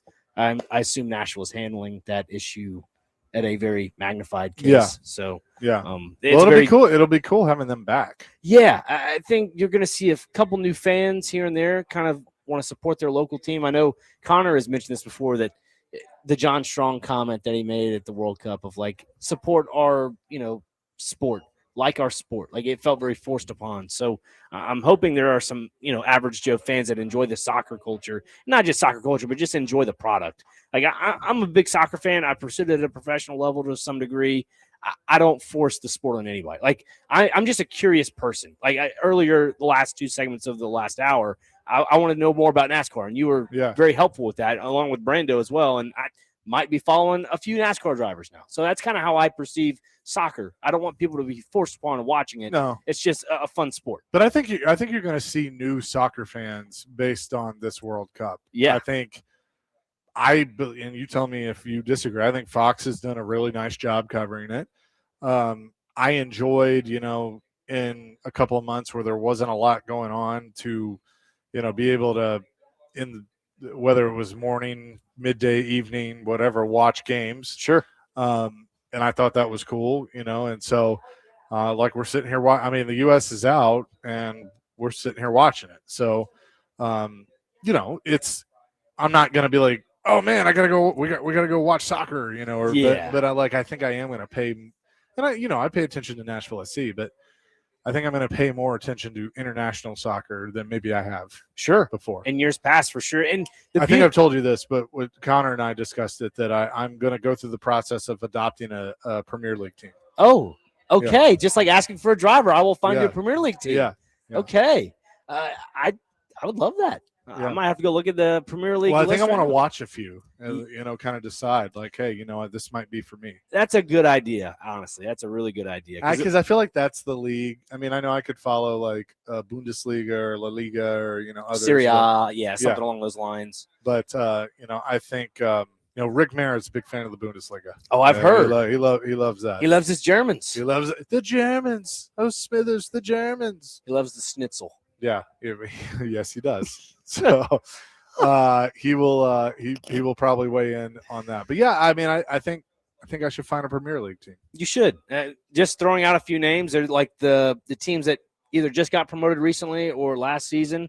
I mean, you have teams like Ipswich Town that just got promoted, Hull City, Fulham, Everton, Sunderland, Nottingham Forest, actually former team for Nashville SC's forward, which is Sam Surridge. Nottingham Forest is where they got him from. I don't know. Looking at some teams on this list, Liverpool's playing here in Nashville July 25th. Yeah. So that might be a team to follow. Chelsea, I think, is Tottenham good? Tottenham last year was facing relegation, but they should be okay this year. Okay. Yeah. Normally they're in the top 4, top 6, which means they qualify for European tournaments. So now that they have basically escaped elimination from last season, that's a team to follow for sure. 615-737-1025 as no score between England and Argentina. We'll keep you updated on that. Speaking of NASCAR, I need to look into this. Apparently they made a rule change today. Oh. So with the super speedway tracks. So that could be interesting. But we'll have more coming from Nash Dogs here in Old Hickory on 102.5 The Game.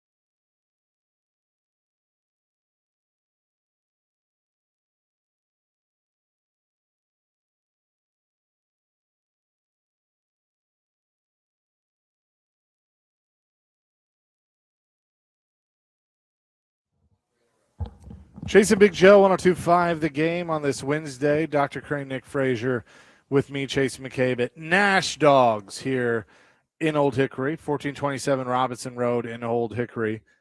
Argentina and England, no score as they approach the 15-minute mark in the first half in the semifinals of the FIFA World Cup down in Atlanta. Championship games in Miami? I believe so. No, New Jersey. Oh, Championship game. Meadowlands. Yep. Okay. So Nevada Josh says, indefinitely, I'm a new soccer fan.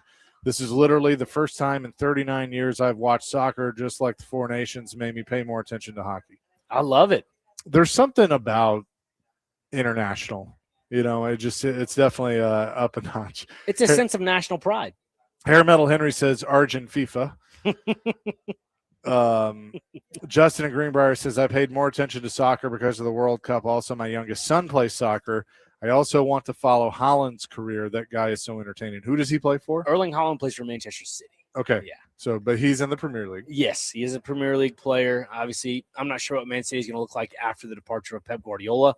As an Italian soccer fan, I really hope he is the next national team coach for Italy, because if that does happen, everybody needs to watch it. Now, where do some of the big guys for Team USA play? Kind of all over the place. Malik Tillman plays in Bundesliga as a midfielder for, I believe, Bayern Leverkusen. Weston McKennie plays for Juventus in Serie A. Christian Pulisic plays for AC Milan, Serie A, my favorite team. Tim Ream plays in MLS. Matt Freese plays in MLS. Matt Turner plays in MLS. I believe Alex Freeman just transferred to La Liga. He was with Orlando SC, if I'm not mistaken.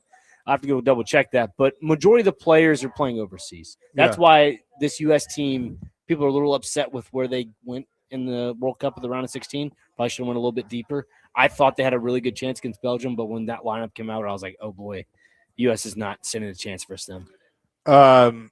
6802 says, I should pick Chelsea. Yes, that is a good team to follow. Yep. And then Kevin in Florida says, what kind of goober Big Joe goes on vacation to the beach and then listens to his workplace?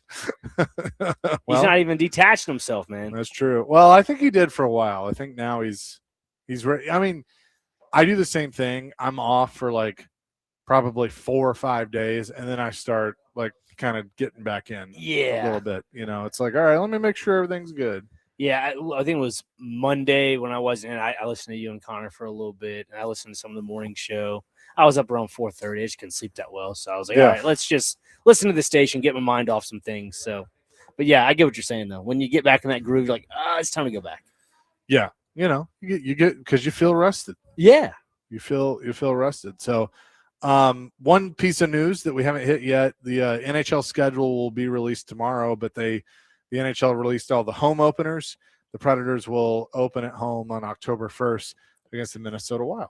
Oh, it'll be a fun one. A little Michael McCarron coming home tour. So he'll probably get the video. Now, what's interesting is on their Twitter account, they have changed. They've changed all their avatars and everything to Luke Evangelista.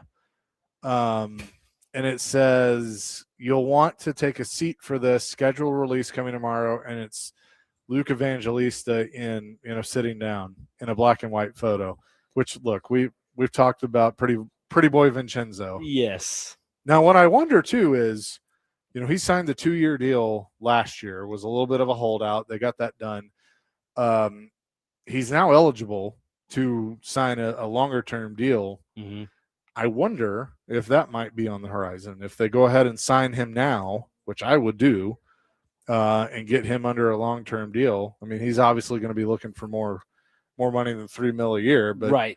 I'd be curious if that maybe is on the horizon. Because initially it was a 2-year deal, correct? It's a 2-year deal, and when there's 1 year left, you can sign an extension. And I would say that is probably the best deal that Barry Trotz had in his GM tenure, because it was a prove-it deal for Luke Evangelista. And even Trotz alluded to it on our airwaves of that guy needs to really step it up, and he sure did. And I'm excited about, because I was a little cautiously optimistic, like you were talking about earlier. I was a little cautiously optimistic about Luke Evangelista after that first season, and then obviously that 2-year deal comes into play. And you're like, all right, let's see what you got, and he proved it. Yeah, he did. And I mean, he's got to continue to prove it. Like, it can't just be a one and done thing, and I don't think it will be. But because I think he's a talented player, and he's going to be part of, Chris McFarland talks about the new core. Right. I think he is certainly a part of that moving forward. But he's and look, if he's a guy that can score 20 to 25 goals for you every year, but be a kind of set up guy and have a ton of assists, you take that all day long. You didn't keep him on the same line this year? We'll see. I mean, they've obviously changed the center depth Right. quite a bit. I don't know. I haven't even thought about that, of what it would look like. Because right now on Daily Faceoff, they have him at right wing with Stamkos and O'Reilly. On the Yeah, first I line. mean, I would say to start, I'd probably keep him there. You think they play Maverick Bork out wide or in center position? I think they'll try both in camp. I know Daily Faceoff has Matt Wood as a center. Mm-hmm. I think you could alternate those two to see kind of what works better but I do think they'll try and play him with Forsberg. Yeah. I would just love to see the analytics when it comes to That's a different team. Yeah.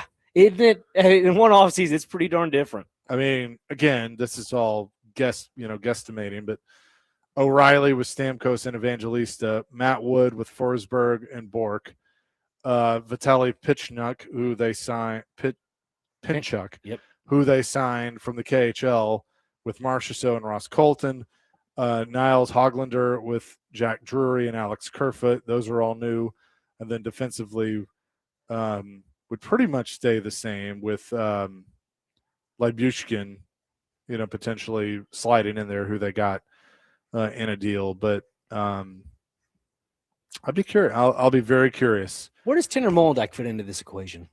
I don't think he's ready. Just not ready yet, really? No. I mean, I think they'd like him to be. And again, there's no Brady Martin. Is Brady Martin ready? Could he potentially take a spot? What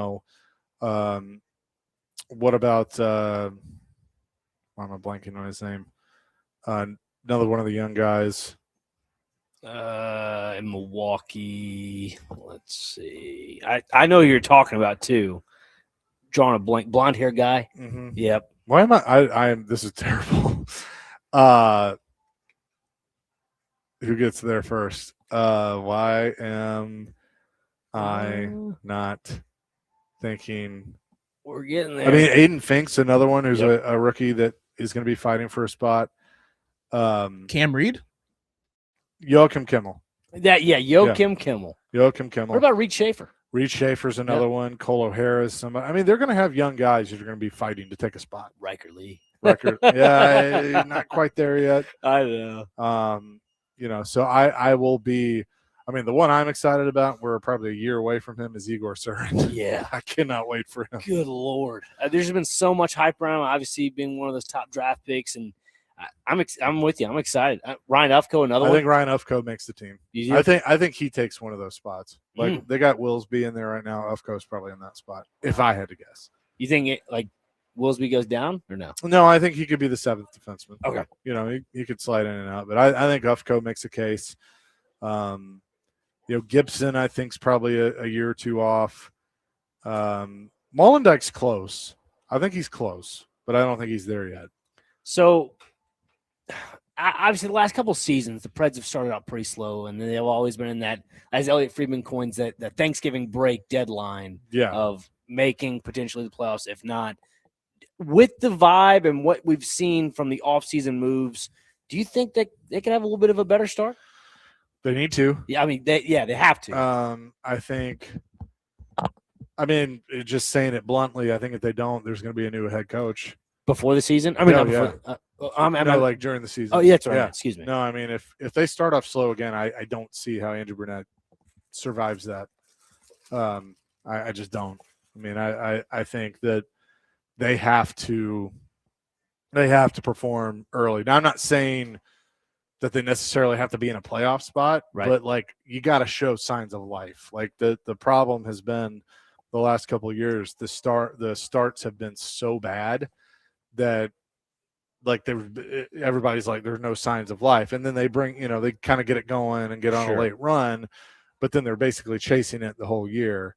They can't do that, because if that happens, then I think Chris McFarland's going to go, okay, not there yet. New coach. We're going to take some veteran guys, get them out of here, and it's all young guys, and we're in rebuild. I mean, I could see. And he's not going to say rebuild, but they're going to be in rebuild. Right.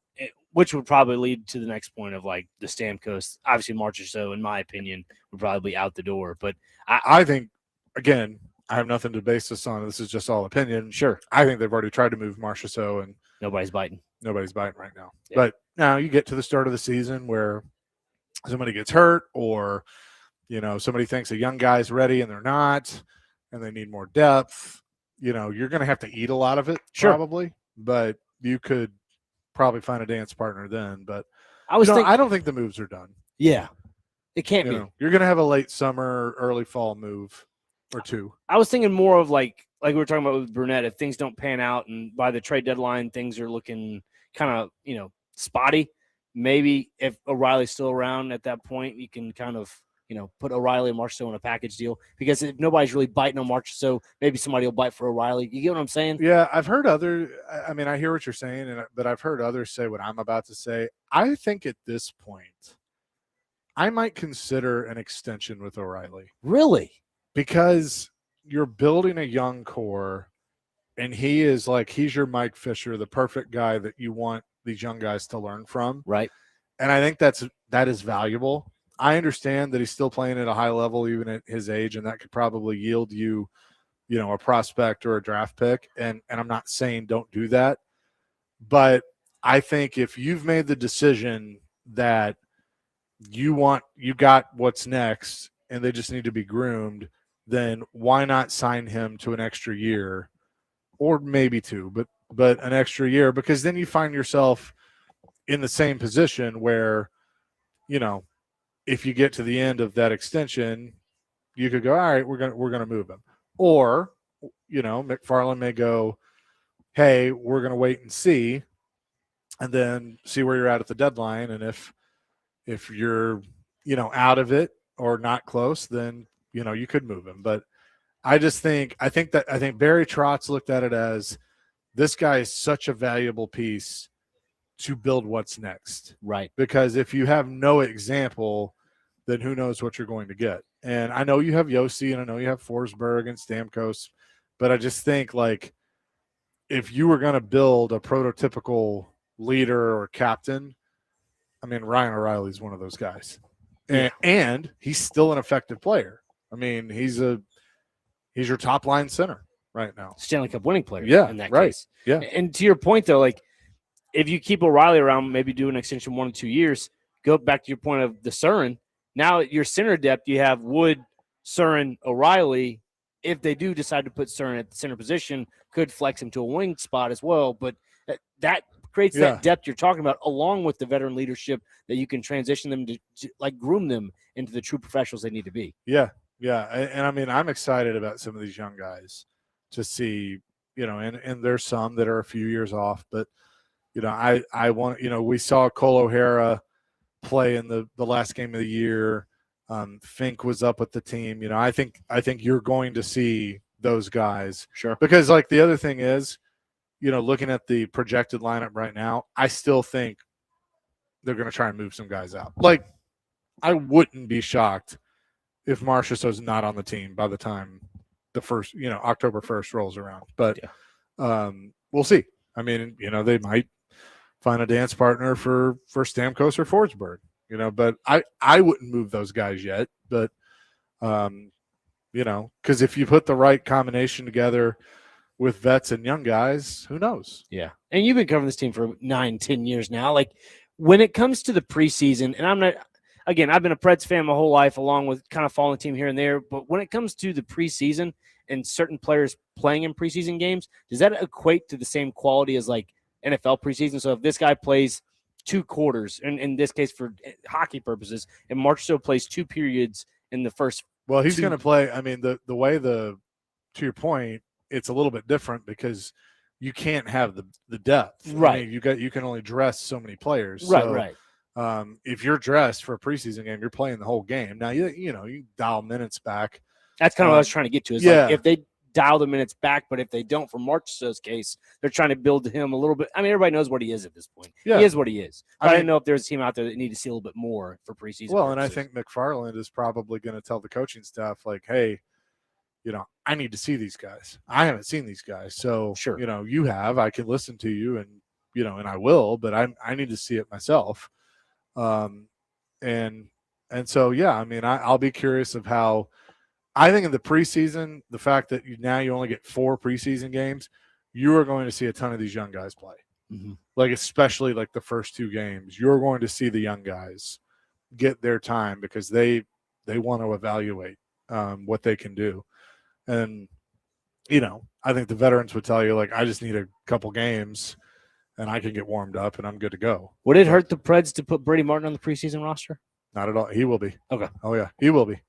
I mean, I think they're going to give him every opportunity to make this team. And then depending on what happens with a rule change, hopefully the change would be that he could play in Milwaukee. Right. As a 19-year-old. And if that's the case, I think you'd probably see him in Milwaukee some, but that would be hugely beneficial to him.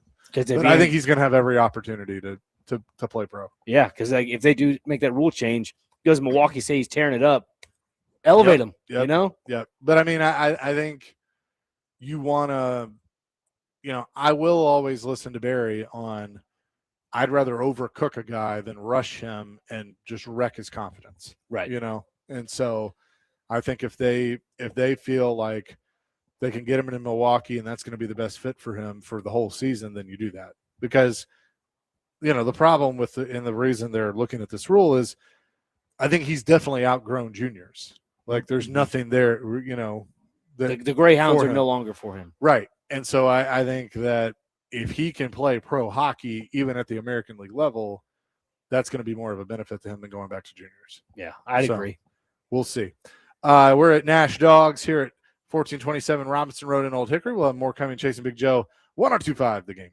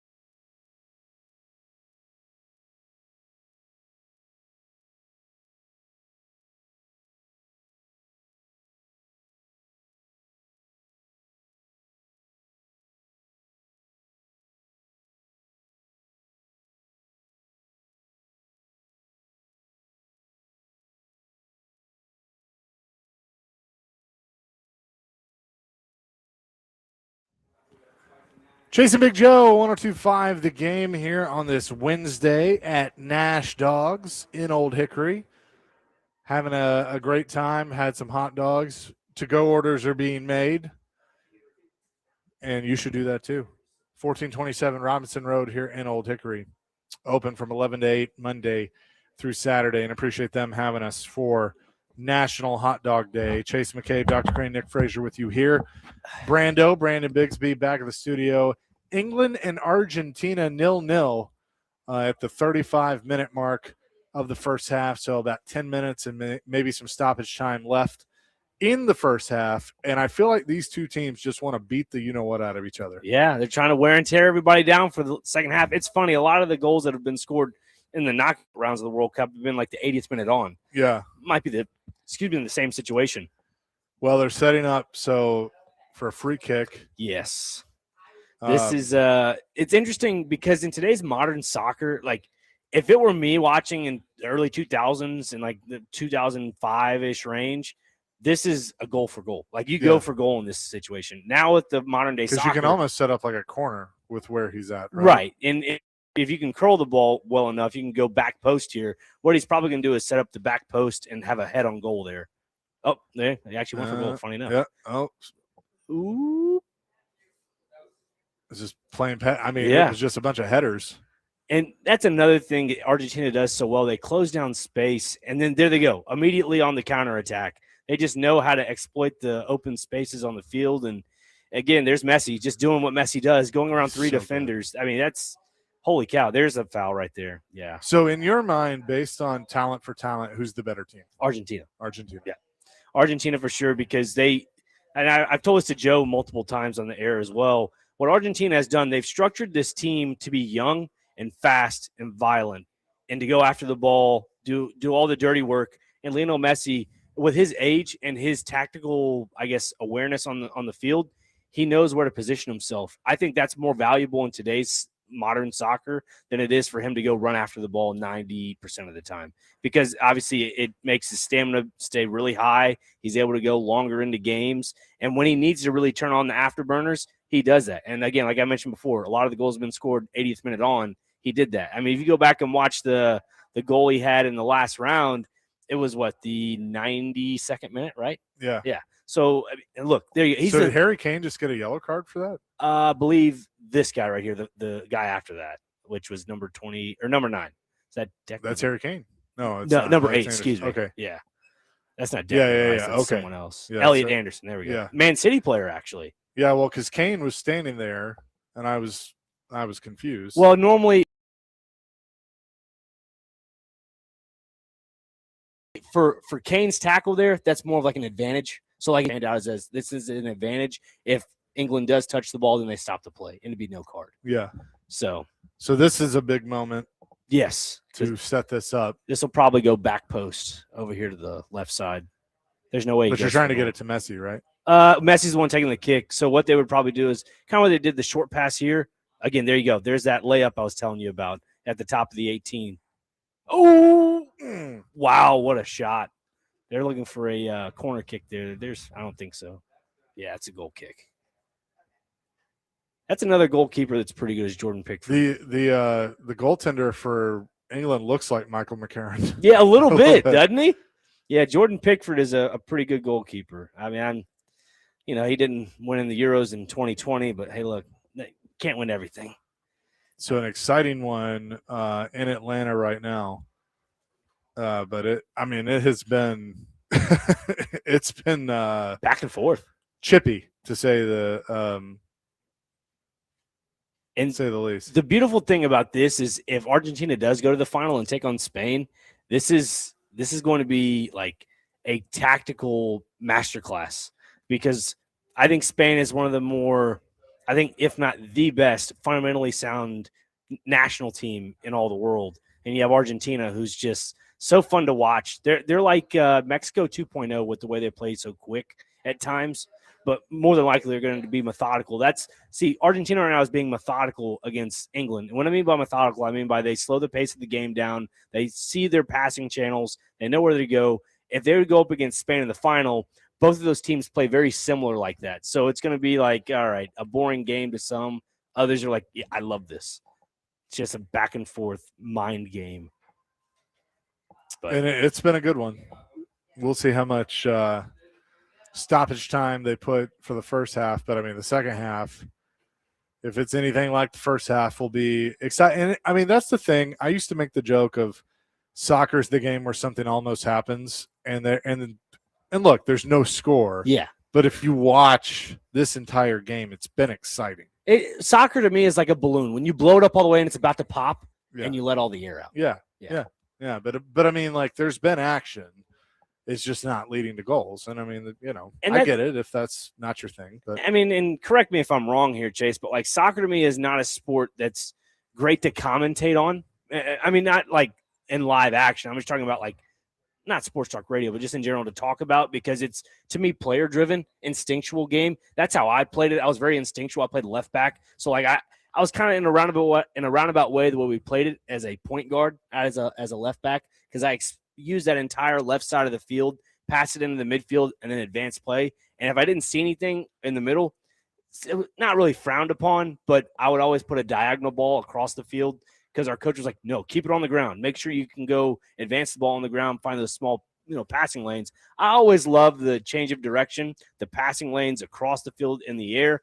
It just made it susceptible to counterattacks. So that was just one caveat to my game that people do not like. we will are we going to do birthdays, or are we going to do Where Are They Now? Well, I heard you played Where Are They Now yesterday. Did you like it? I did. It was fun. It was cool. I'm up for anything. Okay. Joe's out of the office, so we can continue celebrity birthdays if you'd like. Yeah. I'd have to look it Hey, up. you're the boss man. I'm rolling with the flow.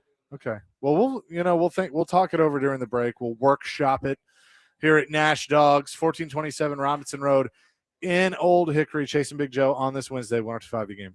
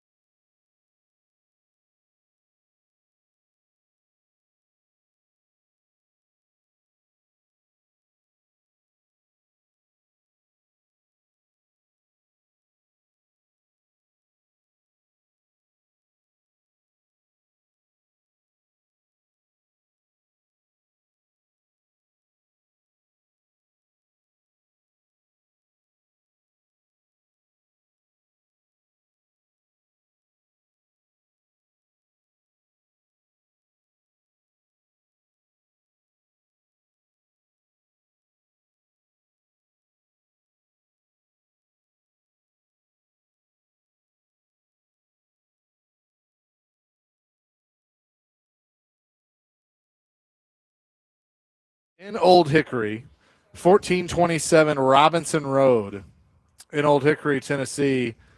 Open Monday to Saturday from 11 to 8. Also, we're talking some racing earlier, and I love the racing. I love racing. We love racing. Malachi Woods is a young up-and-coming driver. He's in the Bandolero Series. He runs out at the fairgrounds. He has won 5 races in a row. Nash Dogs is a big supporter of Malachi and Malachi Woods Motorsports. And if you come in and purchase the Malachi dog, which is his favorite dog, proceeds will go towards the race team. That's awesome. With a purchase. So help out a young race car driver. With the Bandoleros are fun to watch. It's kind of a good step in the ascension of a race car driver. But shout out to Malachi and winning 5 in a row, make it 6 in a row, and come get a Malachi dog at Nash Dogs. Yeah, looking at it, out. it's bacon, chicken, grilled onion, ketchup, and mayo. I mean, that's my kind of dog. Yeah, that sounds delicious. I'm probably going to be getting one of those to go before we leave. So good luck to Malachi and his race team out there at the fairgrounds. So I think we have made the decision that we're going to do Where Are They Now? I love it. Because Connor is taking us home. He's on the board. Hello, Connor. What's up, girls? Well, we're just chilling, having a good time, eating some hot dogs. So I'll let you guys kind of set the table here. Sure. With and it is National Hot Dog Day. So There you go. There's one of your days. I was going to say I have them all ready to go. Okay, well, for we'll you. do that. We'll do what day is it, and then Where Are They Now? Okay. All right. First on the list, we have Gummy Worm Day. Okay. So there you go, a little gummy worm action. Love Your Horses Day. I guess save a horse, ride a cowboy. I don't know. National Be a Dork Day. National Give Something Away Day. National Pet Fire Safety Day. But you know what you never give away for free? Pie. Your pie. Never do it. That's right. Not even a slice. The Rock loves National. pie. He does. National Respect Canada Day. National Tapioca Pudding Day. Delicious. Saint Swithin's Day. Swithins. Yeah, we got Swanson. Take Your Poet to Work Day. And Orange Chicken Day, and last but definitely not least, like you just mentioned, National Hot Dog Day. Yes, it is. I know where Joe is. International Waters with Kobayashi. Yeah, he is. That is for sure. All right, who wants to go? You guys go. One of you go first. Okay. So this one, I mentioned to Connor yesterday. I was trying to find a wrestler that has been through a lot of tag team partners. Okay. I feel like this would be a good, Where Are They Now career path. Ooh, I like this. So I'll just say the partner he was with, because if I say the names of the tag teams, it'll probably give it away. And this is in order. Okay. So it just help you guys out. First one was with Christian, then followed by Rey Mysterio, Hulk Hogan, interesting one, Randy Orton, Chris Benoit, The Brood, and then obviously the Judgment Day. So there Edge. you go. Yep. Yeah, it was Edge. Yeah. You said the first had a lot of. Yeah, well, I know. Yeah. I when he said Mysterio, I was like, I don't remember. I think I remember that, but then he said Hogan. Yeah. That's a good one. Because I remember with the Rey Mysterio, it was like SmackDown 6 tag team. Yeah. Yeah. Adam Vingan's right next to me. We just looked at each other. Edge. What do you got, Connor? We're going to the gridiron here. We'll go St. Louis Rams, Dallas Cowboys, Green Bay Packers, and Jacksonville Jaguars. Active or retired player? Retired. Rams, Cowboys. Rams, Cowboys. What was the third one? Packers. What year was he drafted? 2013. 2013. Was it Eddie Lacy? It was not. Oh. Wide receiver. Am I close? Oh, wide receiver. Wide receiver. Oh. He just retired, didn't he? He did. Yeah. Oh, what was that guy's name? He's a part of a very famous Madden decision moment. Oh, Greg Jennings. No, it's not Greg. I don't think it's Greg Jennings. Oh, sorry. I thought you said Madden moment, like, I broke my leg. Greg Jennings on my back. If I give you the college, you'll get it immediately.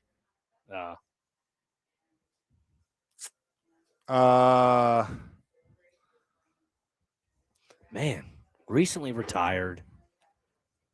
This is tough, Connor. You're going to kick yourself when you figure it out because we talk about him all the time. Was it Valdez-Scantling?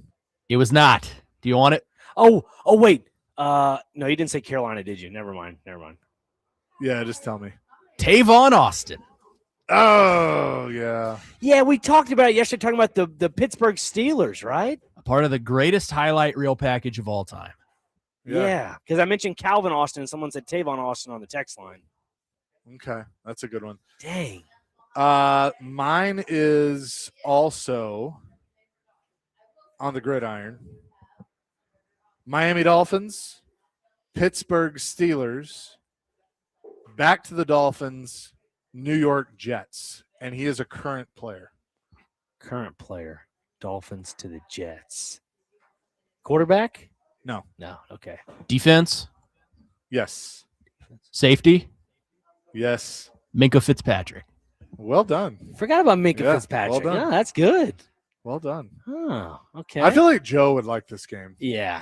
Well, the one time I did play with him this game was at the Omni, and of course he's like, "Oh, I know this. Howie Long." I was like, "Okay." And then there was another one that was like way down, like Miami national champions of like 90 something. And he goes, "Oh yeah, he played here." I'm like, "Okay, well this is no fun. You're listing off everything." Joe's like an encyclopedia of college football. But to the hard court, here we go. We got This is my ball game, Chase. Just be ready. I'm ready. Minnesota Timberwolves, Boston Celtics, Brooklyn Nets. Kevin Garnett. Garnett. Wow. Yep. Yeah. The epitome I don't of you wanna light make- my fire. Yes. I don't want to make them too difficult, but I may have to amp it up a little bit. All right. I can get you guys, I think, on this one. All right. All right. This is hockey. Cutting me, pal. We're Oh, going- that was my next one. Okay. We're going hockey. Washington Capitals, Nashville Predators, Atlanta Thrashers, Minnesota Wild, Colorado Avalanche, Minnesota Wild, Chicago Blackhawks. I know this one. Darcy Hordichuk. It is the current head coach of the Nashville Predators, Mr. Andrew Burnett. Well done. Golly. I thought I'd stump you on that. Did Adam know it or did you know it? I had a little bit of help. Yeah, that's what I thought. Adam likes this game. He had Josh Truba a couple weeks ago, right? Adam knew it immediately. Yeah. It was Jacob Truba a couple weeks ago. Jacob Jacob Truba. I don't know. Truba. Yeah. Did Adam know it when I said Washington? Yes. Well, you said Washington and then Preds, and he was like, "Oh, it's Andrew Burnett. Andrew Burnett." Let's see. Hey, it's my turn. Oh, Yeah, sorry, go ahead. No, go ahead. All right. Well, I should probably be ready then, shouldn't I? Please hold. Please hold. I got another one. I'm Go ready. ahead. I'm good. Okay, I'm go. good. We're going to the diamond here. We're going to go, if Pro Baseball Reference will load, St. Louis Cardinals, Los Angeles Angels, Pittsburgh Pirates, finished up with the Los Angeles Dodgers. David Freese. Chase? I was actually going to say David Freese. It is David Freese. Nice. Good job, There we guys. go. Oh, there we That's go. how we roll, man. All right, we got time for one more, and Adam can participate on this if he wants to. Yes. There he It's another comes. hockey one, and we're going way back. Edmonton Oilers, Quebec Nordiques, Vancouver Canucks, Carolina Hurricanes, Calgary Flames, Florida Panthers, Nashville Predators. Ooh. And the first team? Edmonton Edmonton. Oh. was with Edmonton like 5 years. Quebec, Vancouver, Carolina, Calgary, Florida, Nashville. Not Stu Grimson, because nope, not him. Oh. I did really good one. I did this to stump Adam. Oh, okay. I'm lost. I can't. He's answer. stumped. He's thinking. Yes. All right. Job He accomplished. retired 07-08.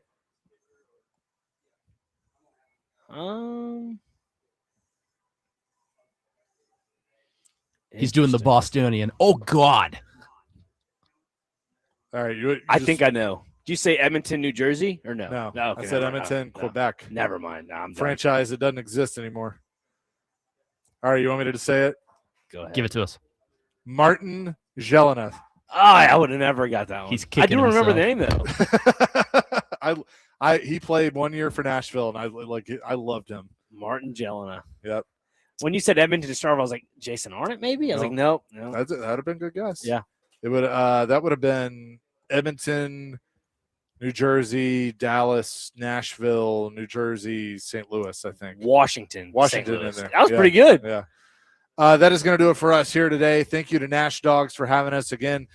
Come by, get a hot dog, 1427 Robinson Road in Old Hickory. They're open 11 to 8 Monday through Saturday, and we appreciate them being with us. Hey, we need you here. You know, if you're going through hard times, Joe always talks about it. You can go to unitycares.com/Big Joe. Reach out to someone. We're obviously here. You know, we all like to be macho and not talk about our feelings, but sometimes you have to because we need you here. We love you, and as Joe and all of us say, God loves you too. Peace, love, rock and roll. DVD coming your way next.